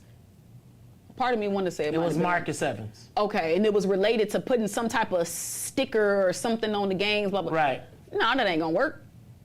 I mean, I think we just so far gone. Like, really what has to happen is parents and guardians have to be the ones that are the stewards over that. We can't government ourselves out of this one. The school ain't gonna be able to save us up out of this one. Like, it's gonna take guardian and parental intervention to know what your young people doing inside of your house. And we talking about keep them inside the house. It's stuff to get into inside the house. Man, that's why they don't want to go outside. I be like, could you go? Cause look, bro, you can go. I mean, I ain't been down on the dark net, but good Lord, you just do gotta think about what could happen if I don't have to leave my room. And I can bring the world to me in my room. I can create my own. Like, I was at the computer store the other day. They got like a whole thing where you could sit in a car in your room and never drive, and it feel like you in a simulation. I was like, but they got everything like that, Maze. That's how they train for space. Like, that's how they do flight simulations. They train for combat that same way. That's how the drone pilots get trained. Like, everything is video game and simulation based. So if I'm they even have video games, and most of the time, like, they'll try to like catch these, but like on the dark web and stuff, where it's literally you can be a mass shooter. Like, people be on this stuff. That's where they learn how to kill. You did your first kill on a video game? Maze, I'm trying to tell you, most people probably did their first kill on a video game. Yes, dead ass, yes, on a video game, Maze. With these guns and stuff on these games are so detailed. Like, I'm pretty sure that's how they be learning what the names of these guns is. They be using real gun names, guns? Man, all corporate sponsorship it's all about the almighty dollar. I'm gonna have to take this. I'm gonna have to. What kind of games your son be playing on his PlayStation? He played GT, Grand Theft Auto. Yeah, and he played, but now he don't really play that no more. He really plays he like Madden and he like NBA. Okay, like he like a sports guy now. He ain't shooting them up no more. I think, I feel like he had peer pressure to play them games. Like, everybody, come on, you gotta play this. But Maze, can you imagine a team of them little white supremacist dudes joining them gaming leagues and then be going out? Like, you gotta watch some of the YouTube videos. Like, there are groups of people, like, they call themselves like gamer leagues and gamer teams, and it just be racist people, and they get on and they just troll black people. They be calling them all kinds of names. Like, you gotta check it out. Like, the world has become so much more smaller, but it's enabled people you can easily get together with. You can easily team up with somebody else that thinks just like you. And that's not necessarily a bad thing because it has shrunk the world, but we see the dark side to it. The dark side to mobilization. That's deep, yo. Man. I learned how to drive playing video games. I really feel like that's how I learned how to drive. What? That's how I got the basic concept of learning how to drive. Who couldn't even see over the steering? Ruthie, I could see Ruthie in the summertime, no shoes on, driving a pickup truck. No, you start with the riding lawnmowers. Then your daddy let you sit on his lap and drive. And that's not illegal no more. That's illegal now. Man, ain't nothing illegal in Pembroke on them back roads. What's illegal? I let your kids in your lap and drive? That's like a rite of passage. Yeah. My nieces done did it. Like, I never set my kids on my lap and drive. You think it's too dangerous? Yeah. I mean, I'm like in not drive, but like you pulling, like you on your block. You know, no. First of all, I was in my driveway. Us that didn't live in Bolingbrook. I had a driveway in the city. And didn't live on a cul-de-sac. A cul-de-sac. was called the court. Thank you. I'm not gonna lie. I didn't know what a cul-de-sac was until at least 30. I'm not even gonna lie to you. I'm Riis. like, what? I didn't know what a cul-de-sac was. a dead I end lived block. in one. It was the dead end block. That's exactly I what lived we in one. called I it. just called it a court, though. We lived on Rockland Court. In the hood, it was the dead end block. It was the dead end block. I You learned can't they go was down cul-de-sacs because when they put them in Beverly, they put them in to stop the black people from Evergreen Park from driving through their neighborhood. Oh. And it was like one way in, and if you didn't know the neighborhood, You ain't getting out. Right. Then they could catch you, cook you. All right. It is the Maze Jackson Show on a Wednesday, 6:04, May 25th. Y'all take a moment, share the broadcast, call your friends. Star, I still make the best lamb chops. Oh, goodness. Ruthie trying to plan days off. We ain't even been in here a week. We ain't even moved to our new office 2 weeks, and Ruthie trying to get days off. I'll be back on Friday. Don't know about this Friday. This Friday. Look, see? Because then she gonna try and take her 2 weeks. Are we working on Monday? It's Memorial Day. I just need to know. No, we're not. Yes. No, we're not. I still get paid though, right? I'm gonna pay you double what I pay you today. Yeah, you are so generous. Right, for the show. Me too, boss. I get paid double. You are so generous, No, Reese, man. you still ain't said thank you for the extra money I used to slide Reese extra money every check. And he he never noticed. one noticed. Then I said it to him one day. He was like, "Oh, I ain't noticed." I was like, "So good." You ain't got to worry about it no You more. don't got to worry about that Ruthie, no more. First of all, my hours, I put them in about 3 weeks late anyway. So by the time I noticed I know you by the do. time I noticed my hours. For a moment, I did not think you wanted to get paid. So by the time I noticed, it's like, You have no idea how annoying that is when you do that. But you know. Oh, who remembers the Paperboy video game? I do. I was trying to get that for you for your birthday when I got you the game, but they couldn't. That game is like $12,000. Whoa. Are you serious? Man, Joe, the stand-up video game. It was a video game with a set of handlebars, and he used to ride, and you hit the button To deliver the paper? He'd throw the paper and he'd hit the dog. That sounds like Pokemon Snap. No, that's different. Like when I grew up, it was on the Nintendo. So no, we talking about the arcade. You know what I want? I want to play Moon Patrol. Does anybody remember Moon Patrol? Where you was in the thing, you shot the and then what's the one in the jungle? Next thing, he gonna want to play Ruthie as Pong. Come on, man. Just so we're clear. I had Pong. We had Pong where it was a red and a blue and you had to turn it. It wasn't even a stick. It was like, we had the very first one. Like, and I remember people used to come to our house and play for hours. Y'all was and rich. hours. No, we wasn't. Yes, y'all was. No, we wasn't. Yes, y'all was. That was not rich. Look, he on the. We was not rich. But you know what? I still say you got the coldest old technology collection. I'm about to go. What I want to do is go online and buy every video game that I was not able to get when I was a kid. I want Intellivision. I want the Intellivision baseball. I want ColecoVision, because that was the first real one. I don't want to talk. Yeah, you ain't gonna even be able to find a TV to play them. No, so you know they got the old art. So like, have y'all seen what they done? That they put like The new 300 games on like an arcade. So like, It's like the old school, and it looked like the thing, but it goes to the. What's in TP a little bit too. So like, Yeah. you probably want it like that. Yeah. Yep, I want a Coleco. Right, I want the one. You want the old I one. want the one with the paddle with the buttons on it. Man, Man, them graphics gonna be so bad. You ain't playing this crap. You crazy? I want to play Smurfs again. Oh my goodness. All right, y'all. It's the Maze Jackson Show. We got to get up out of here. I am your host, Maze Jackson. Oh, Dragon's Lair. Dragon's Lair, man. I could never figure that out. Dragon's Lair. Dragon's Lair was the first game. It had one joystick and one button.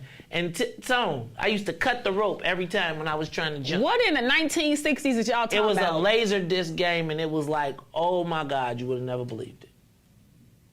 I remember when the first Mortal Kombat came out. When the first Mortal Kombat came out, y'all know I worked at the arcade. You worked at the arcade? It was called Aladdin's Castle. And let me tell you, I took all Aladdin's Castle. You took all Aladdin's Castle? Oh my God. Once That's I good. learned how to, oh my God. But what I didn't know, so check this out.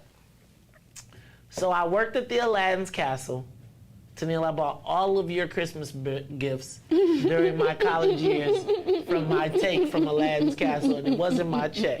I bought all your stuff in quarters, just so you clear. How you gonna implicate her? She don't know. You just sold her. That's a hustler. He said he bought it from quarters. Look, bro. From quarters. Joe, That's a grind. let me tell you, never in my life did I realize how quickly quarters added up. Right? It's 4. So 4 quarters equal $1, and them kids would play them video games. So what I found, like if they came to you and told you that the game was off, or that they lost their quarter, you could open it up and click it. Man, when I realized that, I'd be like, give me $10. And it was when Mortal Kombat came out and everybody was trying to figure out trying to beat it, the very first one. And NBA Jams was out, the very first one. I worked at the arcade. I'd be like, how long you want to play? Give me a dub, you can play all day. I had that bad boy. One day I came in and the regional manager was there. And it was like, the boss was standing in the door. And I was like, uh-oh. But what I did not know, I had no clue, was that all of them arcades was owned by the mob. Like all coin operated stuff. Like so pop machines, like if you everything did used to require a coin. Every jukebox, every cigarette machine. Payphones too? No, they don't own the payphones. Okay. But the corners, everything that required a bro. Wow. So you wonder who this little dude is, and it's like that's when I realized what kind of yeah. And then I said quarter. Then you should read this story because there's a guy named John Quarters Boyle in Illinois, and he stole like millions. He worked at the tollway. He stole hundreds of $1,000s in pennies, nickels, and dimes. But he left the pennies, nickels, and dimes and only took the quarters. That's how he became John Quarters Boyle. 1992 and millions of dollars in quarters. In quarters. Think about how you got to take that though. How much does that weigh? Very slowly. Right? Like people in CTA tell you that actually an old school CTA employee, man, they'd tell you because they used to give it to you. So like if you come there back in the day, you would pay the conductor, so you would pay him. But if you pay me, you would pay me for a adult ticket. I just give you a kid ticket, punch the hole in for the kid ticket, and keep the change difference, man. They couldn't even take off because the money wouldn't add up right. Hey man, I'm telling you. You reading about quarters, what? I got an update. Like, this is, I don't even do it to him. Y'all just Google it yourselves. But it seemed like he didn't bounce back. He did. I want to do some crime and bounce back like these white people. Man, he's clicking. I'm just saying though. Can you imagine how much noise he made all the time with all that change? Can you imagine how many people was in on it? Oh, so true. Think about being at the tollway and all the quarters that come in. Can I pay you in quarters? I'm gonna tell you how you translated that. And you know how you do. You just stuff the rag in the basket at the bottom.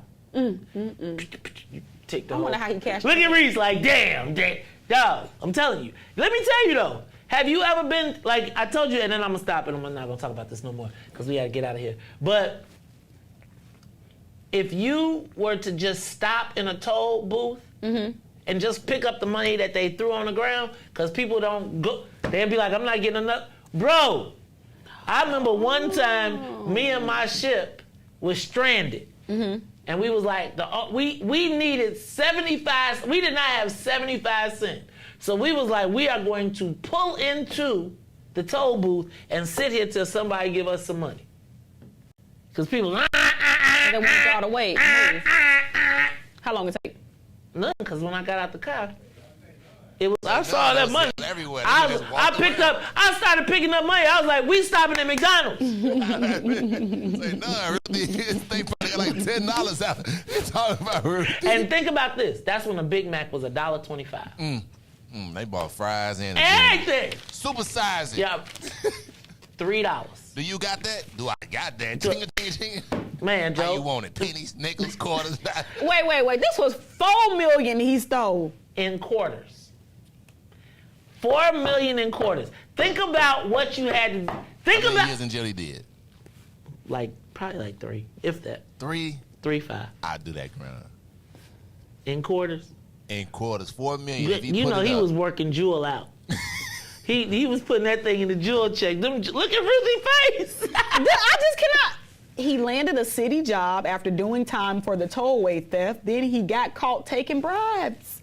I'm done. I'm clicking off. I'm clicking off. Like how your nickname Quarters? Cause you made $4 million in quarters. Quarters, you gotta Call me 100 for something. Quarters, that's crazy. You gotta be a bad man to get $4 million in quarters. Okay. I need to know the physical process. Like when he would get home, would he just like put him in the little like what? I'm like, what is the process? There has to be a process, and like you said, Maze, there got to be a lot of people in on this one because he had to have a system to even get it out Right. to walk. Like I'm gonna come here. I gotta tell somebody to help me count it. You know what I'm saying? Stash it some other way. There's no way I'm stashing $400 million worth in quarters. That's crazy. No. Oh no, he ain't stashing it. He going to Jewel, turning it into a check. He went to Jewel and cashed it in.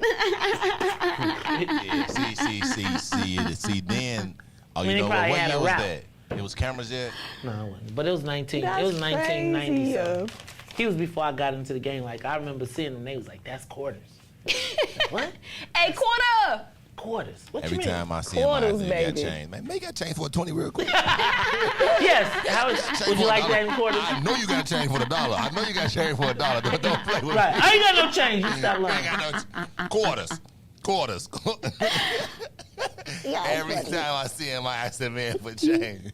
You got some change? Got some change. He going to no gas You got station. He change. mad at everybody. No, I ain't got no change. Why you think I got some change? I'm Can sorry, you imagine paying no in quarters? Like all the time? Like Maybe they was in them rolls, them $10 rolls. I remember we was so poor one time, man. I went to the store with $5 in pennies. I kid you not. No, you didn't. I swear. oh, you crazy. And that not. wasn't even poor at that time. I My mean, if mama- I had penny spin, I'd be like, do it spin? The lady was upset. She was like, just go on.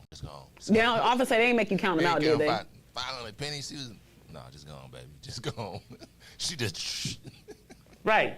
When you see somebody do that, you be like, you get a rough estimate of it. Let me see, 80. But if I'm standing behind you, I just pay for your stuff and you can take your change back. Oh, then I'm gonna do that. All right, I'm just I'm gonna be. Let me come. Because I always think if somebody paying and change like that, then they might be down to their last little bit. So I would help you out. Oh man, I appreciate that, Ruthie. Every time I go out with you now, just know me and quarters. Me and quarters. Oh my God. I got some quarters I need to cash in now. Hey man, when do you turn those in? Oh, when it gets unbearable. Okay, so I got a 5-gallon. Unbearable. And then I got like. Who gonna carry that? 4. I was just thinking that's why it's sitting there. I was thinking like. Hey, ask quarters if he want it. Quarters, how you move it? I feel like you gotta put that bad boy in a dolly. Straight up. And roll it. And how I'm gonna get it into the thing? With your Glock in your hand. But how I'm gonna get it up to pour it in? First of all, see, because I got that little water jug that you turn like filled up. First of all, if I can't carry it, you gonna ride me? I'm like, now, where you going now? Huh? Where you going? Huh? Hey, you know these folks will take an ATM. Let me see you run now. They will take a.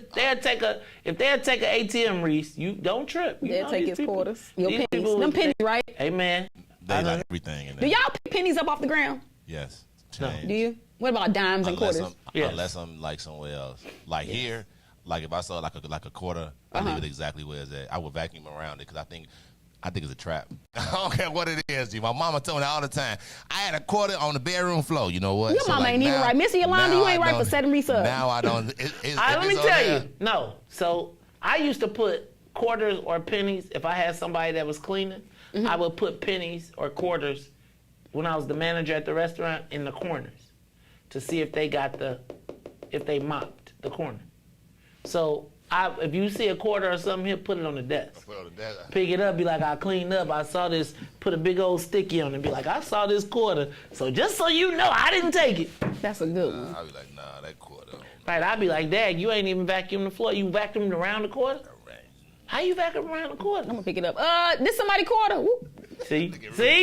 And then that's when I'd be like, I can't. Now, cause you know, black people superstitious, so we think we found money is good luck. Not if you found it. You can't find money in nothing at all. Wait a can't find no money in nothing minute. at all. What do you mean by that? Can't find no money here, really. If I do your laundry and I'm taking it out the dryer and there's some money in there, I can't keep that. Man, he's looking. You better be running right back. Cause I'm gonna reach in my. Cause I'm gonna say. Cause it's gonna be a day. Like let me tell you, I be like, what pants was I wearing? And it'll be. I'm gonna tell you, it's been times when, though I have, like, say I lost like $300 or something like that, and then I'll get in the, like, we'll wash, and it'll be like $300 just floating in the. And I be thinking like Carrie might have got me for a dub or two. It's common knowledge that if you leave it in your pockets and it goes into the dryer or the washer, it's community property. What? Everybody knows that. I ain't never. Everybody know that. I ain't know that, and I'm gonna tell you, if you take my dough, I'm never buying you nothing else again. How would they know it's yours? You just watch my Two clothes. people live in the house. No, Maze. It could have been hers. Let me tell you who ain't carrying $300 cash. If she got $300, it is not gonna. Carrie is cheap. Oh no, she not walking around with $300. If she got $300, it's going to somebody. She is not walking around with $300. She did misplace that 300, right? I was looking for this 300. Oh, y'all tripping, man. Nah, man, I do the same thing. Like, I actually got money in pants. Like, I literally have watched these same shorts since last year. That same 20 sitting in the pocket. I say, you never know. I might have them pants on one day and be like, whoop. You ain't never washed, stuck your hand in your pocket and be like, dang, where did $20 come from? Like, I'm going to tell you, I'm going to tell you. No. So I had. She said no. And there was a time when I had an influx of actual cash. And because it came in a couple different piles, I forgot what pockets that they were in. And I did just recently stick my hand in the pocket and pull out $200 like what? 20s and was like, oh. I think part of it is women's clothing. We lack good pockets. So you gonna notice, like, you gonna check, you supposed to check your pockets, though, before you put your clothes in the thing, because... I agree, but, like, sometimes I do come home and just, like, hop into some okay, so if somebody else do your laundry for you, and it's in there, it's her money then. No, it is not. I would tell you, let me say this. The answer to that is, give me my money and let me give you some back. What? Now, you cuff it ain't yours no more. You cuff it, because then I'm going to start looking for it, because it's going to be a moment when I'm... For it. You crazy. And then that's when I remember, Ruthie, like I told you. You see my 300, babe? Right. Check the washer. Yeah, you did wash it. Go check the dryer. Right? I got the look. On the days when the clothes get washed, I'd be like... I said, I think it might have disintegrated. Check the lint trap. The lint trap. The lint took my money, huh? That's you supposed to keep it if you find it in the washer or the dryer. It's like a bonus. How do y'all not know that? Duh, this is just like a 101. I'm going to tell you. I got to tell you. If you find my money and you don't give it back, I'm never trusting you. How would you know? Because at a certain point, I'm going to be like, I had $300 and these pants is folded. And it's like, it's only 3 pair of pants that I'm rocking. And so I know, like, I generally know what pocket, like, what pair of pants I can count back and be like, okay, on this day I was such and such. Or Swill did this and I blah, blah, blah. And when I go to them pockets, like, don't let them be folded and dry and nice and neat. Do wash these jeans. Then I'd be like, you ain't see? And then, once I know where they at. Check the lint trap. Then I'd be like. Check the lint trap. It can't fit in the lint trap. Now, whoop. You tripping. Guess it ain't that in. Look, you see that? They agree in the comments. Julia said it's reparations. Felicia said it's a bonus. Y'all women ain't right, man. Y'all women ain't right. Look, Lorraine. Every man on here going home say, baby. Hey, look, Lorraine said, facts, Ruthie. All found money in the laundry belongs to me. Try to tell you. Every man in here is checking their pockets for now. Right, for now. Okay, you just ruined your game. Because I'm about to be, before I get in the bed, I'm going to be like, I'm going to start unloading I'm going to turn my pants. Oh, you're going to start doing what you're supposed to be doing in the first place? You're going to mess up the washer and the dryer. But I didn't know that I had to because you're going to take my You money. supposed to Hey, man, did you know, man, I found 20. Is this yours? Yes, baby, it's my 20. Thank you. You know what? You can have the 20. I forgot I even had it. You know, that may be the answer. You know what I'm saying? I forgot I even had it. So, you know. And hold on, Sharon, talking about some, did y'all notice dollar bills do not tear up in the washer and dryer? Yes, they do. No, they don't. Yes, they do. They disintegrate. Yes, they do. They just too up. Yes, baby, you had $300. Can you believe I washed in that washing machine? That little spin thing. To your washing machine. It took your money up. Look, Riis. Look, Riis. Look, like again, Riis. Tell us how we get out of this one, Riis. Riis. Oh Jesus, Ruthie. Rogers, you ain't got no chance. Finding money, I'm trying to tell you, it's a come up. Oh my God, I'm still on the air. Let me get off the phone because I was supposed to be on the call. Look, y'all, it's the Maze Jackson Show. Y'all be having me going late. We'll be back tomorrow. So for Maze and Riis and Ruthie and Todd, not Todd. I am the host of the Maze Jackson Show. Every single day, we ask the question, what's in it for the black people? Ruthie be stealing people money. That's why look, hey, Ruthie, I'm telling your man, when you get your boo, I'm be like, no, that's why you gotta, I bet you lose that money one time, you gonna make sure to check your pockets before you have me doing your laundry. I'm gonna just make sure that, just find me another laundry lady.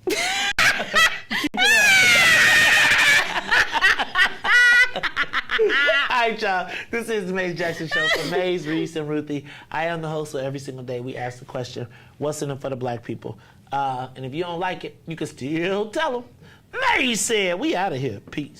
Let's get down to business and go ahead and address the facts, man. Lightfoot seems more lesbian than black. Rahm Emanuel's another case. He was just as tired. 50 closed schools left much to be desired. Police had Anjanette naked on that body cam. They suppressed the footage so it couldn't touch a lot of hands. Reminds me of that 16 shots in that cover-up. Both of them similar, so I went and dug it up. George Floyd killed a lot of